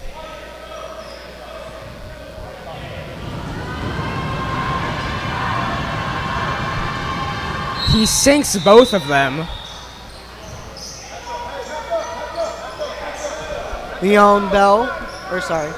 Christian Leon throwing the ball into CJ.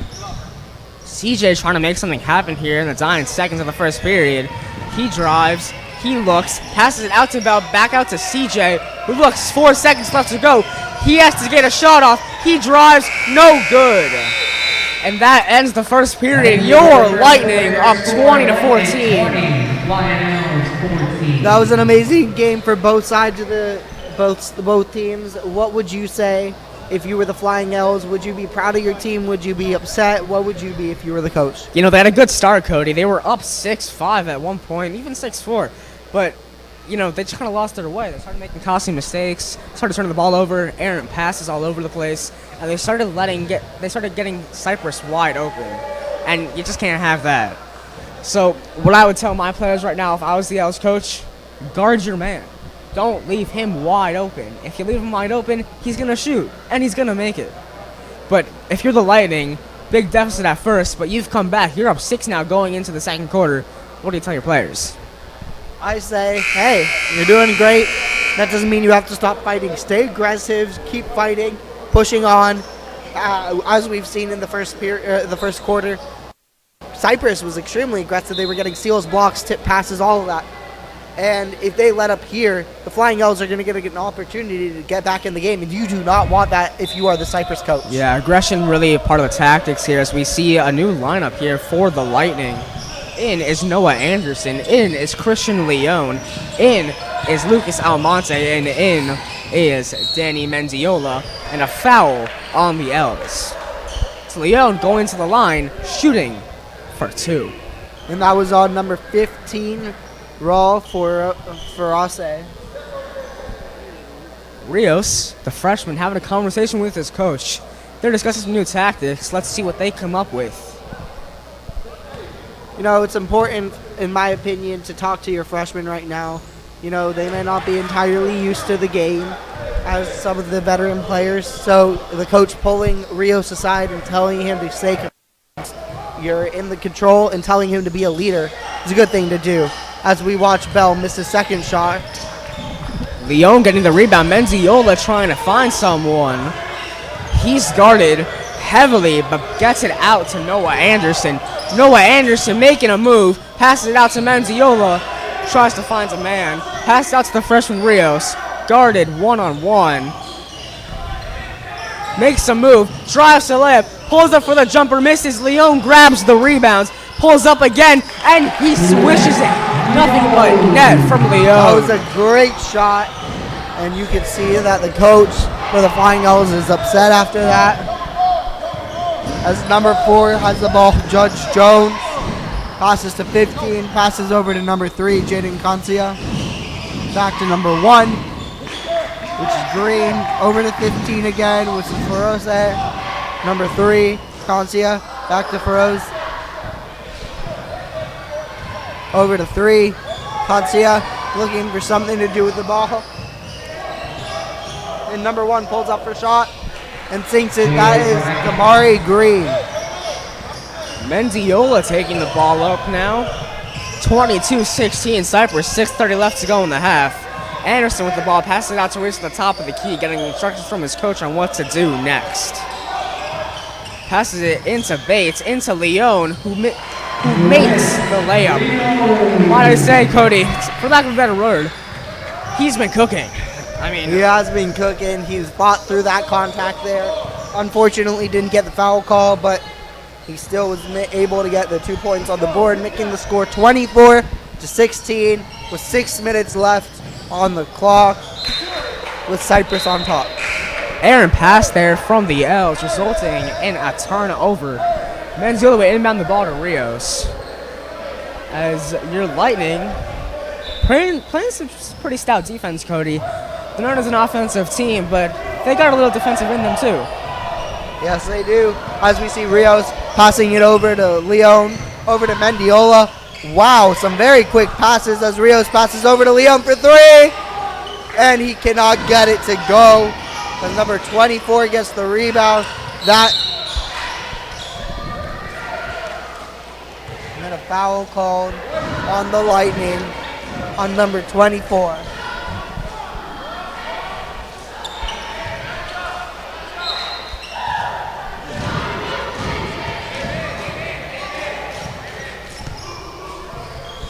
Now we see number 15 pass over to number 4, Judge Jones, with a pass to number 2. That's Reggie Cleveland. Back to Jones, fighting against 3 men for a shot and cannot get it to go as the Lightning take the ball up the court. Leon passes it out to Bates. Bates driving back out to Rios. Mendiola pulls up for the tray. No good, but Leon with the rebound out to Rios. And in is 24, misses the layup. L is in transition now. Let's see if they can do anything.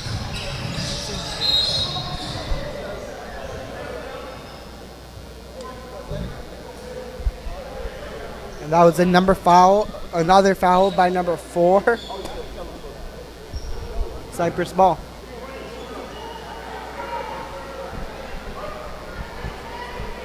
Or I'm sorry, that is 2 free throws for the Flying Nose.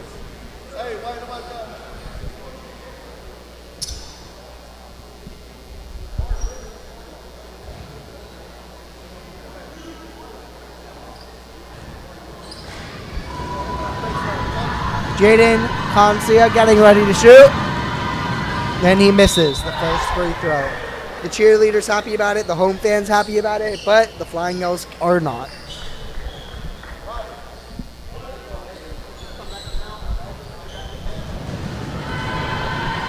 Concia getting ready for a second shot, and he sinks it. Now substitutions going on as number 12 checks in for number 3. That is Thomas Cole in for Jaden Concia. CJ takes it up for the Lightning. CJ taking the ball up for Cypress, slowing the game down, finding Mendiola back out to CJ. CJ finds Leon, pulls up for the tray, no good. Justin Palms with the rebounds, his first sighting here. CJ with the ball. Finds Leon, back out to CJ. He's holding the ball, finds Justin Palms in the corner, back out to CJ again. CJ holding the ball here, tries to find someone. Mendiola driving, kicks it out to Leon, who finds CJ open for the 3, but decides to pass it up. Long possession here for the Lightning, slowing the game down. CJ drives, hands it off to Mendiola, who gets it stolen by the L's in transition. Oh, and a block! Ooh, they call a foul on Mendiola after a great defensive hustle there for the chase down. You know, Burroughs is not happy about that. He wanted the points there, but number 15 commits the foul. I'm sorry, that's number 13, Danny Mendiola, giving him 2 free throws. The first one is missed, as Burroughs is not happy about that. Substitution on the floor as number 21, Smith checks in for number 2, Reggie Cleveland. Burroughs getting ready to shoot, and he misses it as Rios gets the rebound. Rios taking the ball up. An interesting lineup here. 2 point guards on the floor for the Lightning. CJ pulls up from 3, misses it, banks out, but Rios grabs the rebounds. Ooh, an errant pass there, gets stolen by the L's in transition. Burroughs looking for someone to pass to. He finds number 21, that is Smith, over to back into the paint for the easy shot. That is Antoine Smith. CJ slowing the game down here. 24-19 Lightning with 3:20 left to go in the half. Finds Bell. No, passes out to CJ. Pulls up from 3. and he sinks it. CJ with a great shot there as the L's look to respond. That was all cash. As now number 4, Judge Jones looks for an open shot. Over to number 1, Kamari Green. And tries to give the ball to Feroz, but can't because there is a fumble and the ball goes out of bounds. Cypress ball as CJ gets ready to inbound to Rios. You might as well call the L's Josh Allen here with the way they've been turning the ball over here. CJ bringing the ball up for the Lightning. Trying to find someone with less than 3 to go in the half. Finds Rios on the elbow. Drives, no one open. Passes it out to CJ, who finds Bell in the paint and sinks it. Bell clearly not afraid of the moment here. He's been cooking. That makes it 29-19, a 10-point game with 2.5 minutes left to go in the half. As now number 21, Antoine Smith, passes to number 12, Thomas Cole, who gets a shot up and cannot get it to go. But there is an over-the-back foul called on Cypress, giving the Flying L's the ball once again. That foul was on number 22, Christian Leon, who, as we all know, he is a very aggressive player, and he is known to fight for the ball, but sometimes a little too much.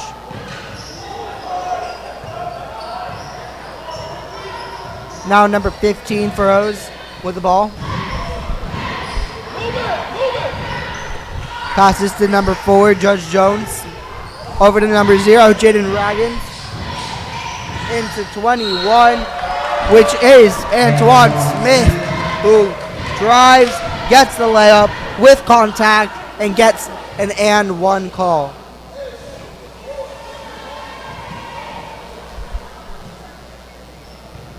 The L's crowd in the backcourt trying to regroup on defense. They've given up a lot of points here in the second quarter. CJ bringing the ball up for the Lightning, slowing the game down, under 2 left to go. Your Lightning up by 8. CJ trying to find someone, finds Leon, who tries to pass it back out to CJ. He finds Bell in the paint. Aaron pass there. CJ saves the possession, trying to find someone, makes a move, passes it out to Leon in the corner, finds Bell in the paint, back out to CJ at the top of the key. CJ hands it off to Rios. Back out to CJ, who drives, finds Bell in the paint, no good. L's rebound and attempt to score in transition. And that is a bucket for Thomas Cole for the Flying L's, as now Rios takes it up the court for the Cypress Bay Lightning. CJ with the ball, under a minute left to go here for your Lightning against the L's in the first half. Now Rios with the ball, tries to find someone, finds Leon across the court, slowing the game down here, trying to draw the clock down. Leon passes it off to Rios, finds Leon, pulls up from 3, and hits it. Called Sabrina Ionescu the way he's been hitting from 3 today. I mean, it is insane. 40 seconds left to go. Your Lightning lead by 9. Now Jada Raggins taking it up the court, passes to Judge Jones. Jones over to number 15, that's Froze. Froze with a layup and cannot get it to go. The number 21, Antoine Smith with a rebound, but misses his shot too. Lightning in transition. Rios here with 10 seconds left to go on the clock. Hands it off to Bell. Rios holding for the last shot. Finds CJ. 5 seconds left to go. He pulls up, misses it, rebounds Bell. He shoots, and no good. He cannot pull off the buzzer beater like he did previously, but your Lightning with the lead of 9, 32-23 left to go in the game. And we'll be back after a short break. After 10 minutes, your water should look something like this. Then add in your pasta and stir until it's soft, or it looks like this. Then you're gonna get a straightener and straighten your pasta to save for later.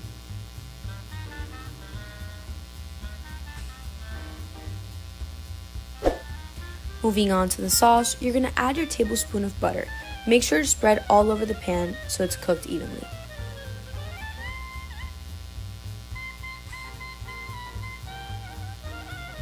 You're going to then add your cup of heavy whipping cream and stir until it starts bubbling. Once it looks like this, add your choice of seasoning, your cup of Parmesan cheese, and stir.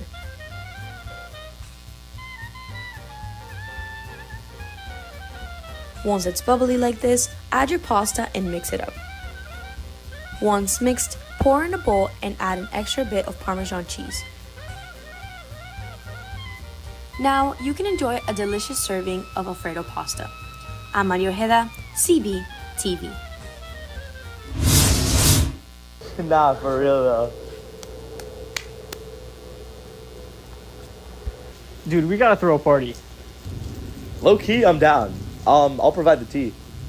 Alright. I'm not really trying to do it here though. Let's go somewhere else. Oh yeah. Facts. I got a boy in Boston. He said we can throw there. So it'd be like a Boston tea party? Slang history. Boston Tea Party edition.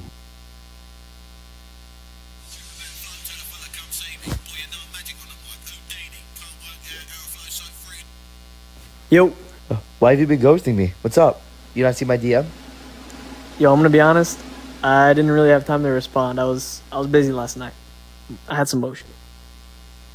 Sorry to break it to you, buddy, but we're phantom texting you. What? Okay. I see how it is. Bet. I'm gonna get me and my boys. We're gonna get some tea. We're gonna dump them Johns in the Boston Harbor. Wait. Low key. Like, low key, should I pull up? I mean, it's gonna be me and like 100 dudes, so... Yeah, I'm good. Aiden Ross and Kai Sanat might pull up, so they'll probably stream it if they do. Alright, peace out, homie. Alright, broski. Yeah, I'll catch you. Alright, peace. And that's pretty much how it happened.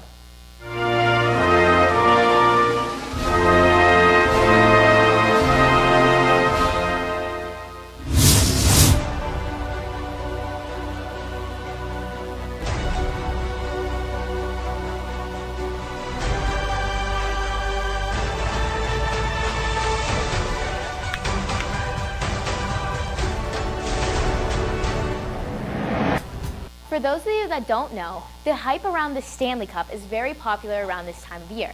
Here's Samantha to tell us a little bit more about its origins. What's up, Cypress Bay? I'm Samantha Rosenzweig, and I'm going to be going around the Bay to ask you various questions and see your knowledge. What is the Stanley Cup? What it is? Yeah. It's like a new trending cup. It's like 40 ounces. A water bottle? A water bottle? Yeah. The water bottle? Yeah, the water bottle, no, like this. This is not the Stanley Cup. I mean, it's a Stanley Cup, but it's not the Stanley Cup. I guess we need a little history lesson on this trophy, and that's what I'm here to do. The Stanley Cup is the championship trophy awarded annually to the National Hockey League playoff champion. While the NHL was only founded in 1917, the Cup's history goes way before this. Lord Frederick Arthur Stanley, the Governor General of Canada at the time, purchased the Cup for $50 in 1892. After he and his family fell in love with the sport of hockey, he donated the trophy for the Canadian Amateur Hockey Championship, and it was then commissioned as the Dominion Hockey Challenge Cup. The Cup was first awarded to the members of the Montreal Amateur Athletic Association in 1893, but it was quickly replaced to the Allen Cup in 1908, leaving the Challenge Cup to find a new home. Many leagues fought for the Cup, but it was eventually given to the NHL in 1926, and renamed the Stanley Cup after its original donator. But this doesn't explain why it's called a cup or why it's shaped like a cup. Well, the cup started out as a simple small bowl. It has grown into the cup that we know today, standing over 3 feet tall and weighing nearly 40 pounds. The significant change has come from the names of the players, coaches, and staff of each winning team being engraved into the trophy. Because of this, new rings had to be added, having it grow in height and begin to look like a cup. However, many older rings get taken off and are retired by the Hockey Hall of Fame. Even though we don't know who will win the cup till June, I can't wait to find out. I'm Samantha Rosenzweig, CB TV. Protein force field blankets. Harp Crusaders, set sail with their carved canoes and navigate through the treacherous waters of Protein Pirate. All team Intermission fans, elevate your style and game simple things. Every step. What does this even mean? Hey, are you confused about what carbohydrates and proteins are? Don't worry, I'm here to help. Carbs. That's our body's main source of energy. But not all carbs are equal. So, how do you tell the difference? It usually depends on how processed the foods are. The less processed, the better. Potato chips, bad. Potatoes, good. Now, protein. The big thing is, many people aren't actually getting enough of it. And if they are, they're not getting it in the right form. You can't just keep eating hamburger after hamburger after hamburger. Red meat should be moderated in your diet. Instead, some good sources are white meat, eggs, and peanut butter. Protein powders can be a good supplement. Just make sure you choose a naturally sourced one. Oh, I get it. Glad I could help. Now, I think I'm gonna go grab a banana. Sure, calling Nana. No. This has been Reese Gibson, CB TV.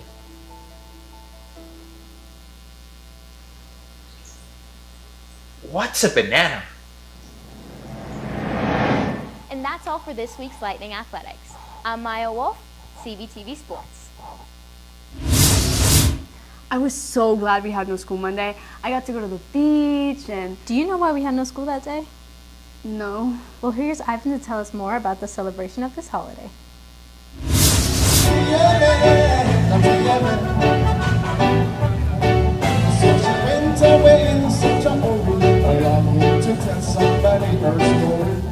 Last Sunday, January 14th, the city of Davie held an event at the Pine Island Multipurpose Center to celebrate the father of the civil rights movement. Dr. Martin Luther King Jr. was an exceptional leader whose wisdom continues to inspire us more than 5 decades later. And even though Dr. King is gone, the community of Davie celebrates his legacy.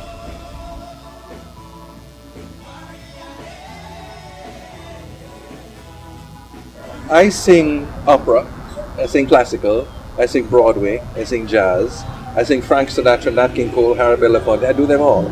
Depending on the audience, I select whichever song that is going to be done. Today is a song that we remember a black civil rights activist who was a preacher. So we sang black songs that are Christian songs. It was not only a day of celebration, but a day of guidance towards future generations. I would be happy walking into this room and seeing the children that we must influence, that we must encourage. The importance of maintaining an educated youth so that they understand the past, so bad things never happen again. Ivan Mrosek, CB TV.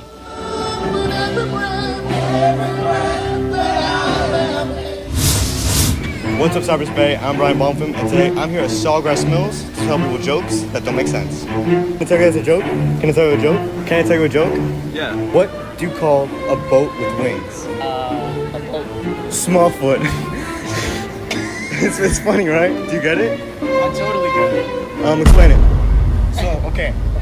So basically the boat's got wings, right? Yeah. So it flies. Mm-hmm. And then, small foot. How's the small foot? Because he flies.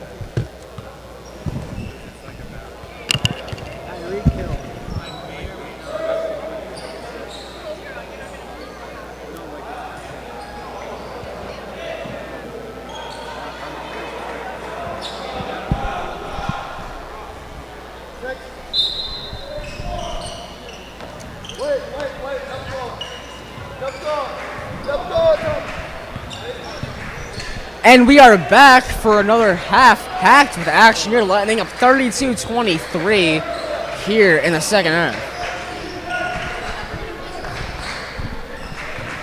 We see three with the ball for the Flying Elves. That's Jimmy Consia over the corner.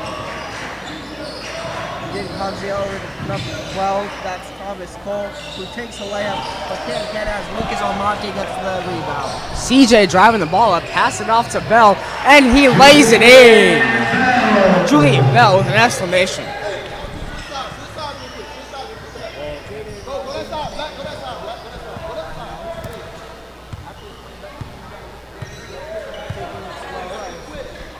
Mendiola tries to approach. Over to number 3, Jaden Concia.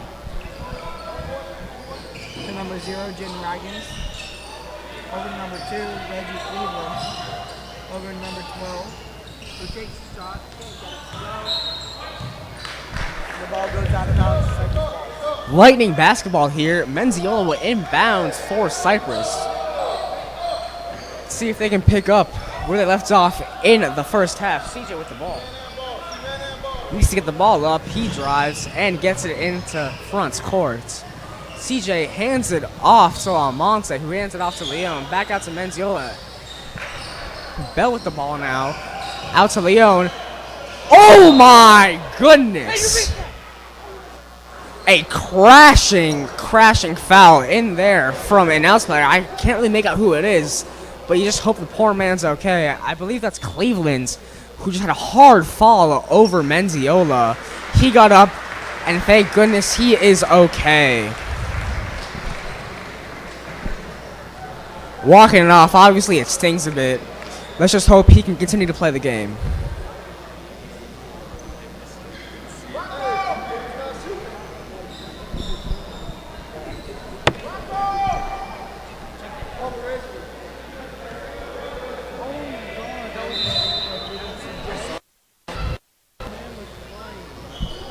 CJ in ball it out to Almonte. Menziola. Now Almonte with the ball, passes it out to Leon for the tray. No good. And the L's with the rebounds. Nice move there as the L's try to score in transition. Taking the ball up the court. Over to Jaden Raggins. Over to the corner. First jumper. That was a great shot by Jaden Concia.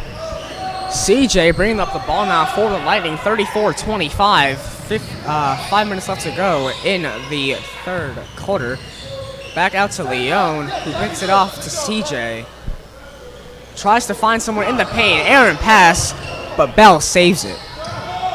Bell tries to find someone. He drives to the paint. He shoots and misses. The layup is no good. He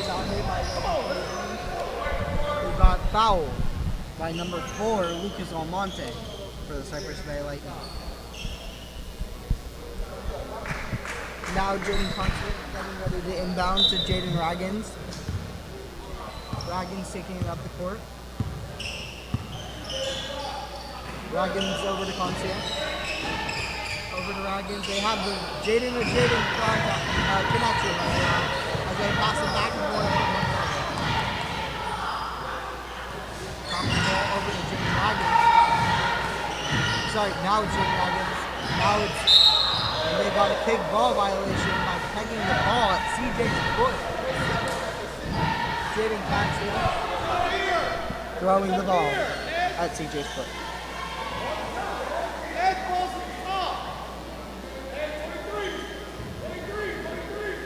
Inbounding it for the Flying Elves is Jaden Raggins, number 0. Over to Jaden Concia. Concia with a fadeaway jumper, rolls around the rim and he cannot get it to go. Leon wants to go fast, passes it to Rios, finds CJ, open for the mid-range jumper, and he sinks it. CJ, what a great game he's had today. Jaden Raggins getting ready to pick it up. Passes over to Jaden Concia, back to Jaden Raggins. Over to number 121, Antoine Smith. Rios with the rebound, passes it to CJ, and they are going fast. CJ tries to make a move, passes it out to Leon, who finds Bell in the paint. He squares up, and he gets fouled. Shooting foul on the L's. Bell will go to the line, shooting for 2. Right now the score is 36-25. Cypress on top with 4. Not 5 minutes left to go in the quarter. The ref switches the decision. It's now a blocking foul. Cypress Bay ball still. Mendiola with the ball, passes to CJ, finds Leon in the corner for 3. Yes! Leon! He's been on fire. Put his name in all caps, call him MF Doom. A great game for him today. And, 14-point game here. 4 minutes left to go in the third. What are you doing if you're the L's? Honestly, it's been a gap for a while, but now Cypress is breaking away again. I don't think go back to what you were doing before.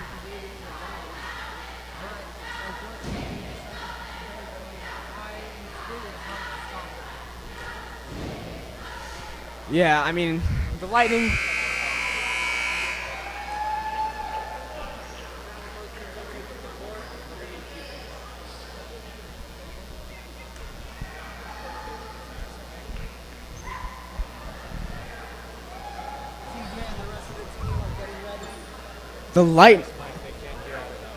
The Lightning up 14 with 4 minutes left to go. The L's will inbound the ball. It's Raggins coming up, pass it off. Let's see what they can do here for the L's. Now we have number 10 with the ball. Over to number 0. Over to 21. Looking for a shot. Over to number 3. Driving into the paint. Draws a foul, but can't get the layup to go. That was on number 3. Julian Bell. And now we're getting ready for 2 free throws.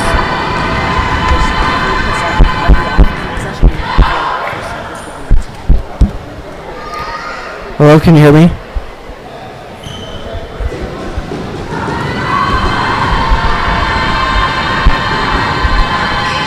And he makes the second. Leo inbound to Rios, but the L is looking to play some press defense. Leo hands it off to Rios. He has to get the ball up to the front court, and he gets it in. Mendiola with the ball now at the top of the key. Passes it off to Leo, who finds CJ on the elbow. Back out to Bell at the top. Finds Leo in the elbow again. Rios with the ball, trying to settle it down. Finds CJ. Aaron pass there. Lightning ball. Bounds.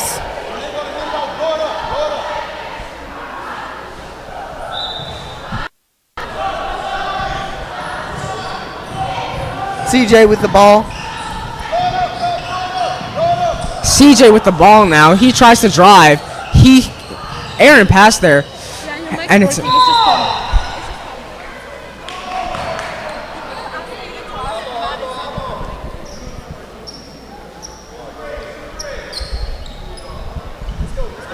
Now we have the Flying L's inbounding the ball. Number 10 taking up the court. That's Jalen Daniel. Daniel over to number 0, Jaden Raggins. Raggins to Jalen Daniels again. Jalen looking for a shot. Over to Raggins for 3 and cannot get it to go. Rios now driving. CJ with the ball. He drives. He pulls up and misses the jumper. Ellis rebounds as they try to score in transition. Down 13 with 2.5 left to go in the third. Number 3 with the ball. That's Jaden. Being guarded by Leon. Over to number 10. That is Jalen Daniel, who can't find anything to do with the ball. So he dishes it out to the outside to number 0, Jaden Raggins. Raggins looking for something to do. Can't because of this Lightning lockdown defense. As number 21 takes a shot, and he gets it, and one Antoine Smith.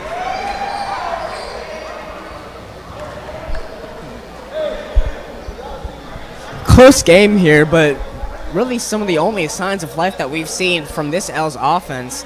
And even at that, it did not count, Cody. Foul on the L's.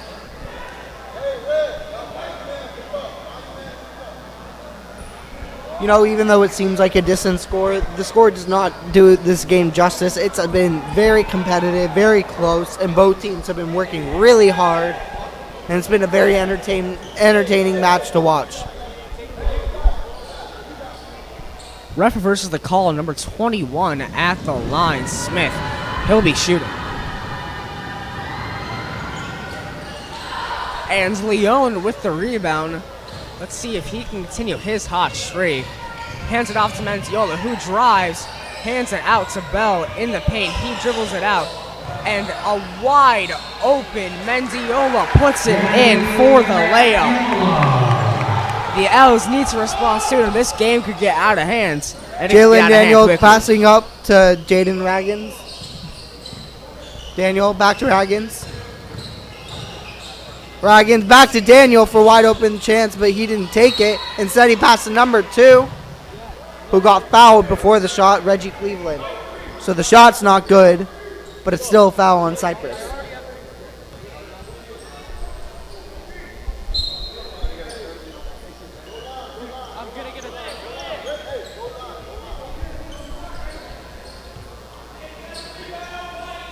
The Flying Elks getting ready to throw the ball in.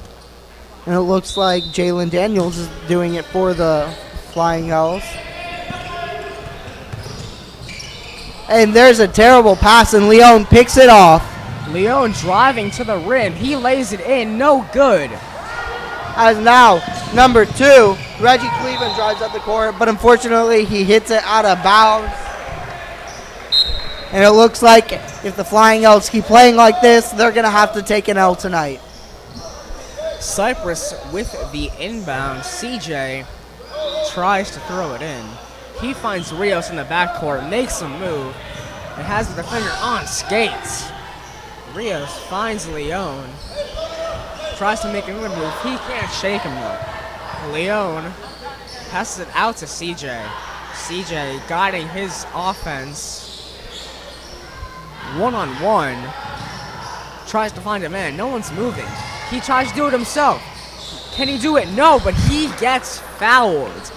It looks like a one-man show here. CJ is showing out in the third quarter as he will go to the line. Shooting for 2. That was on number 4, Judge Jones. And this game has been very entertaining, but high amounts of fouls, high amounts of aggression from both teams. And that's a big reason why it is so entertaining, because of the aggression both teams are showing. Do you agree, Zach? Yeah, I mean, obviously, it's one of the last games of the season. They're fighting for their lives here. They're going to show some aggression. CJ gets ready for the shot. CJ at the line, shooting for 2. Let's see if he can make it. Yes, he makes his first. Let's see if he can sink his second to put the Lightning up by 15.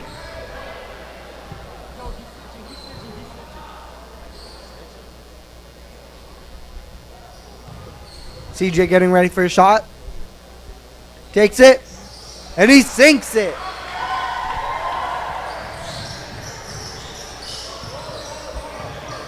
Now taking up the court is the Flying Elves. That's number 15 for us. Over to number 1. Green. Back to Feroz. Back to Green. Looking for an open shot. Over to number 10. Back to Green for 3.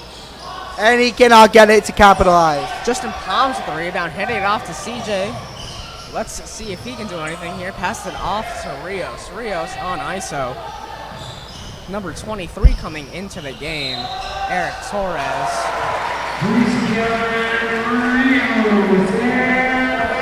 Rios with a great play there, getting the and 1 basket. He will go to the line, shooting 1. The freshman Rios really showing out this season, proving that he deserves this spot on varsity. An upcoming substitution here. Melendez coming into the game for CJ. Melendez making his first appearance tonight. Let's see if he can provide some fresh energy for the Cypress Bay team with 10 seconds left to go in the third. You know, as a senior, it must be all nice for Melendez to get in the game. But now, oh, and we almost saw a great pass from the Flying Elves, but it gets tipped out. Flying Elves ball still has number 1 passes to number 4. for three. Almost getting the buzzer beater was Judge Jones, but he couldn't get it to go. As the score is 45-28 at the end of the quarter, going in to the fourth quarter. Final period, Cody. Any chance the Owls can come back from this and get the W? They would need to have a perfect gameplay here. No turnovers, no fouls, constantly getting steals and blocks, and forcing Cypress to get turnovers, and it's very unlikely with how we've been seeing the Cypress team play. They've been playing flawlessly, very little turnovers and fouls, and I don't see you just completely turning that around, but it is possible. There's no reason for the Flying Owls to give up. Yeah, I mean, this game has been jam-packed with aggression. It just seems that Cypress has outweighed the L's aggression here in the third period. You got to get some of that back if they're the L's. Fort Lauderdale needs to show some fight. It's a game, but after all, but you're fighting for your lives out here as we see the fourth quarter coming in. Your Cypress Bay Lightning up 45-28. 8 minutes left to go in this game.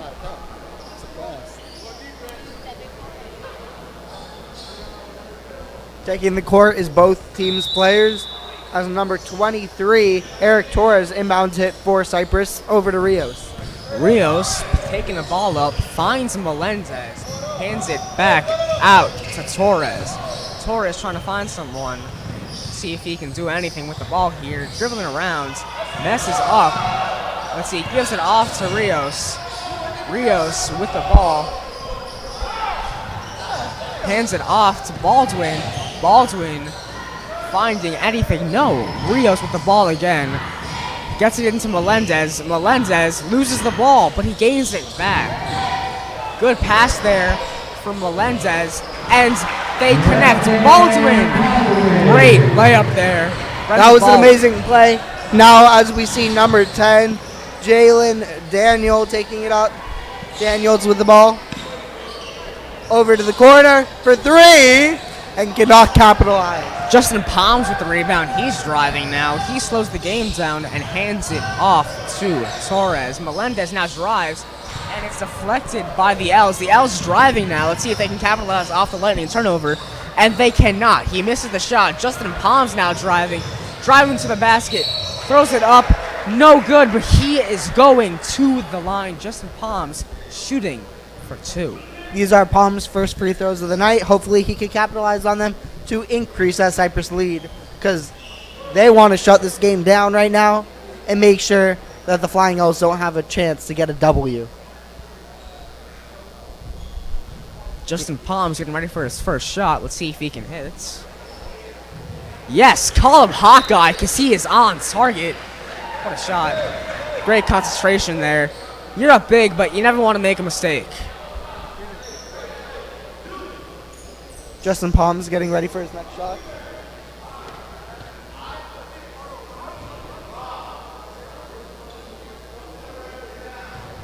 Justin Palms taking his second shot, lighting up 20. And Make it's that good. 21. Lighting up 21 now. With 6 minutes and 45 seconds left to go. As number 15 for the Flying Owls takes the box. That's Feroz. Back to Feroz. Over to the corner for three. And cannot get it to go. As Feroz gets the rebound. And it's stolen away by the Lightning, but stolen away by the Flying Owls. And number 2, Reggie Cleveland, draws a foul on a layup.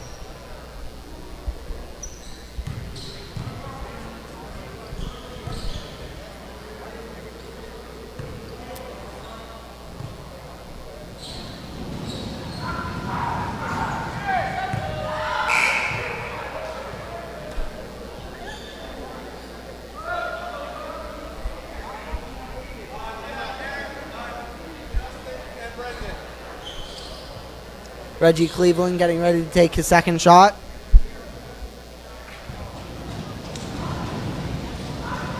The cheerleaders going crazy, trying to block him, and he sinks it.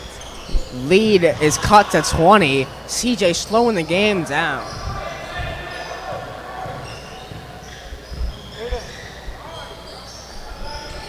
Now, Leon with the ball here, passes it to CJ. Let's see what he can do. puts on a move out to Melendez, who drives to the basket, puts it in. No, he cannot make it. He cannot connect. And now the Flying L's taking it up as one. Kamari Green lays it in for an easy 2 points. Aggressive defense there from the L's, resulting in a foul. 49-31 here for the Lightning. 5:51 left to go in the game. Little chance of the L's coming back here. Leone with the inbounds and finds Bell. Leone, fast pace, gets to CJ. CJ takes the three. Can he connect? No.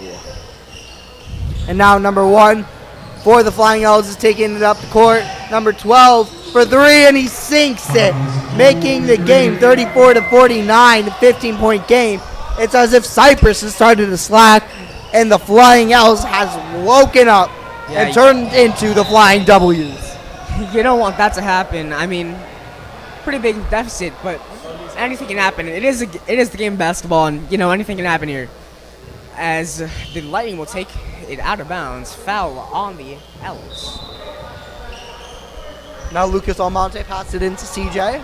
CJ with the ball, pack it out to Almonte, to Leone, to Melendez, in for Almonte, cannot connect on the layup. Sloppy shooting here from the Lightning. They can't seem to get anything into the net. And now Reggie Cleveland with the ball, looking for an opportunity, drives, draws a foul, and they're saying, I can't tell what the call is. Foul on the Lightning. That's a foul on number 22. No back, Leo. He made the basket will not count. The L's will take it from out of bounds.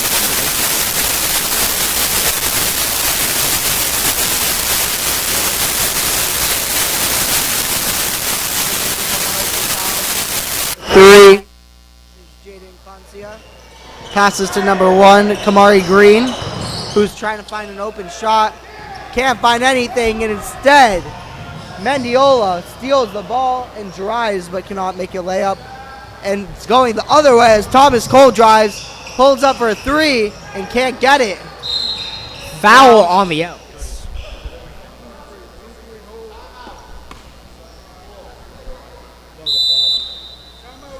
Timeout, Cypress Bay Lightning. Some conversations are going to be had in that huddle. Some sloppy shooting all around for the Lightning. They cannot seem to connect with the basket. They've missed so many shots in this fourth period. The L's, they haven't seemed to miss much.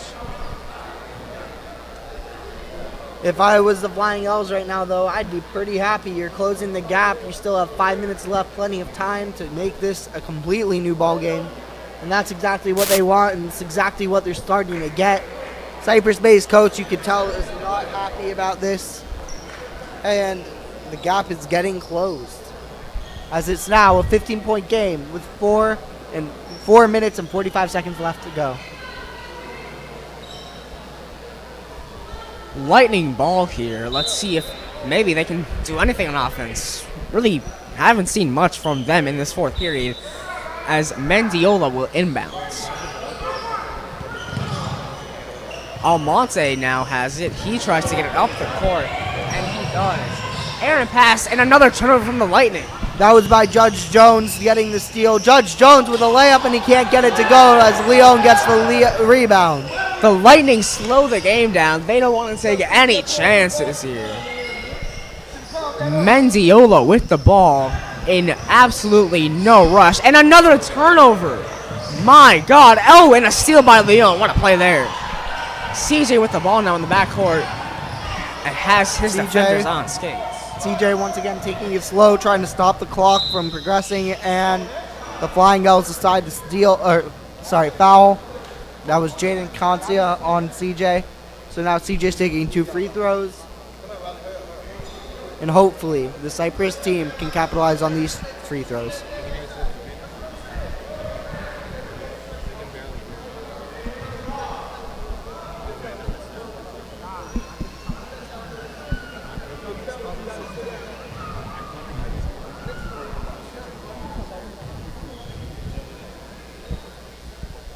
CJ with the first shot. He sinks it. Getting ready for the second shot. Lightning now up 16 with 4 minutes left to go. CJ shooting his second free throw. You hear nothing in this entire arena. So everyone's quiet, trying to get CJ to make your shot. And he sinks it. CJ has been automatic from the line. The L is trying to respond, but it seems as though Cypress, with those 2 free throws, may have stifled an L comeback.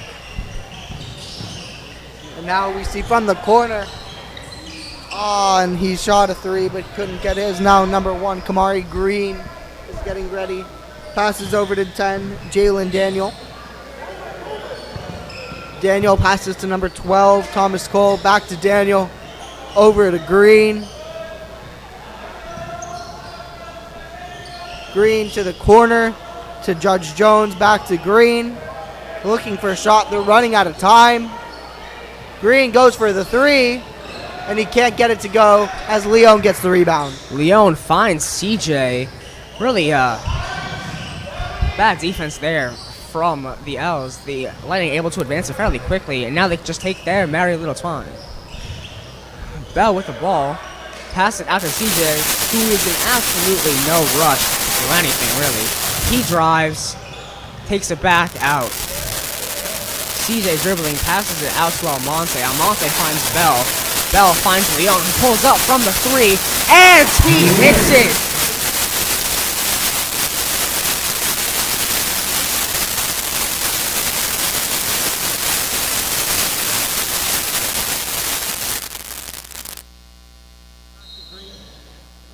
And a timeout called by the Flying Elves. Zach, for 10 points, it's a 20-point game. Would you say that the Flying Yellows have a chance, or do they officially have a Flying Yellow in their pockets? Yeah, I think we're going to have to take this L, Cody. 20 points, 2.5 minutes. It's not looking good, but I mean, can we just give props to the boys here tonight? Great game, great aggression, great passion.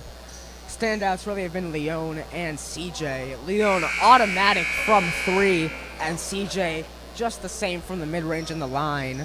Really nothing you can do to stop them.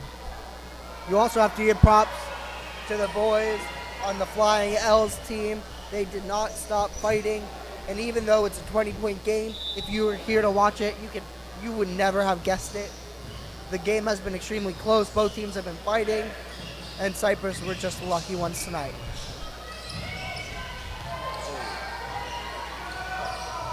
As now number 11 passes to number 15 over to Daniels, trying to get a shot for the Flying L's.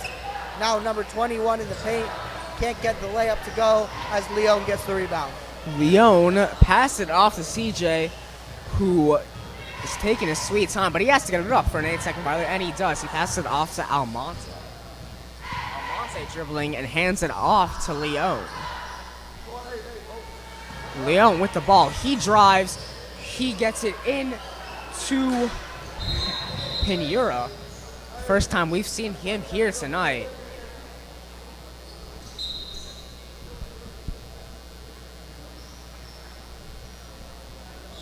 The starters coming off here. It's safe to say that Lightning have shown mercy here. They're taking the starters off, putting in the B team. You're right, but we still see CJ on the court, most likely for senior night, along with Leon and Palms. You know, they're celebrating their last game at home, and it's probably great for them to go home with a win in their pockets. CJ with the ball now, what could be his final minute in his home arena, as the Lightning call timeout. 1:21 left to go in the game. Your Lightning up 54-34. Cody, it's been a great season for the Lightning. You know, highs and lows. Certainly a high had to have been last game. Triple overtime. They're now 12-9, soon to be 13-9. Can you just speak to the great success that we've seen from them this season? Yeah, you know, we have watched them at home several times, and every single time I've seen them play, they've been aggressive, and they keep fighting for the ball. They get steals. They shove their way into the paint for points, and that's why they keep getting wins, because they're such an aggressive team who show so much passion and show that they want to win, and because of that, they do win. and they've overall been an amazing team throughout this year, and I am very happy that I've gotten the opportunity to watch them. As for the L's, really not so bad. They are going to end the season at 13-10, going into the playoffs. As we have a foul here, a Lightning player will go to the line, and that's Mendiola. Let's see if he can make the score. 56-34.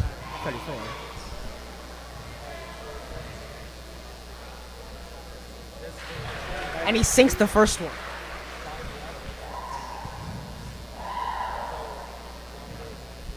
Getting ready to make the second. And he misses. You know, if he made that shot, he could have been like Taylor Swift with a 22-point lead. And he was clearly not feeling 22. Great joke there, Cody. I almost wish I could have thought of that myself as the Lightning turned over. 1 minute left to go, 55-34. Jalen Daniels with the ball. Daniels trying to, spin move into the paint, but can't get anything to go as it's tipped away. As Matthias takes it up, over number 12. Number 12, up, over to Palms. I'm sorry, that's not Palms, it's number 39.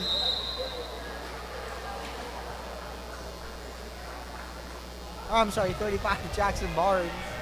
Turnover Lightning. And Cody, might I say, pretty savage game here, Lightning up by 21. Did try to make the score respectable inside the last 30 seconds. As we have another shot here. Oh, he misses it. It seems as though the bench is rooting for him. He might be in the game for the first time all season. Mendiola gives the ball to number 2. So deep on the depth chart, we don't even have his name. Number 2 gets the ball stolen from him.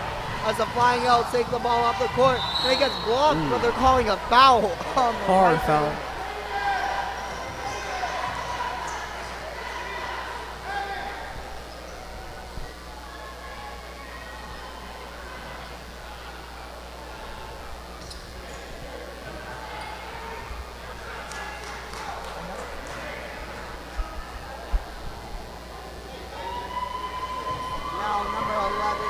Ready to take 2 shots. It's Moses Joseph, as it's his first few shots of the game, and he makes the first one. 8 seconds left to go here. Final home game, Cody.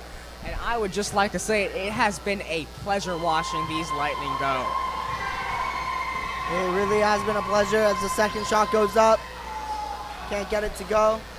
Or can't get it to go, I'm sorry. And now number 35 with the ball. Over to number 12. He will dribble it out. And that is the game. 55-36. Cypress up by 19. What an amazing display from both teams, especially Cypress, who is going home happy tonight. Happy senior night to all those who celebrate. We are certainly proud of our seniors here. And thank you for watching.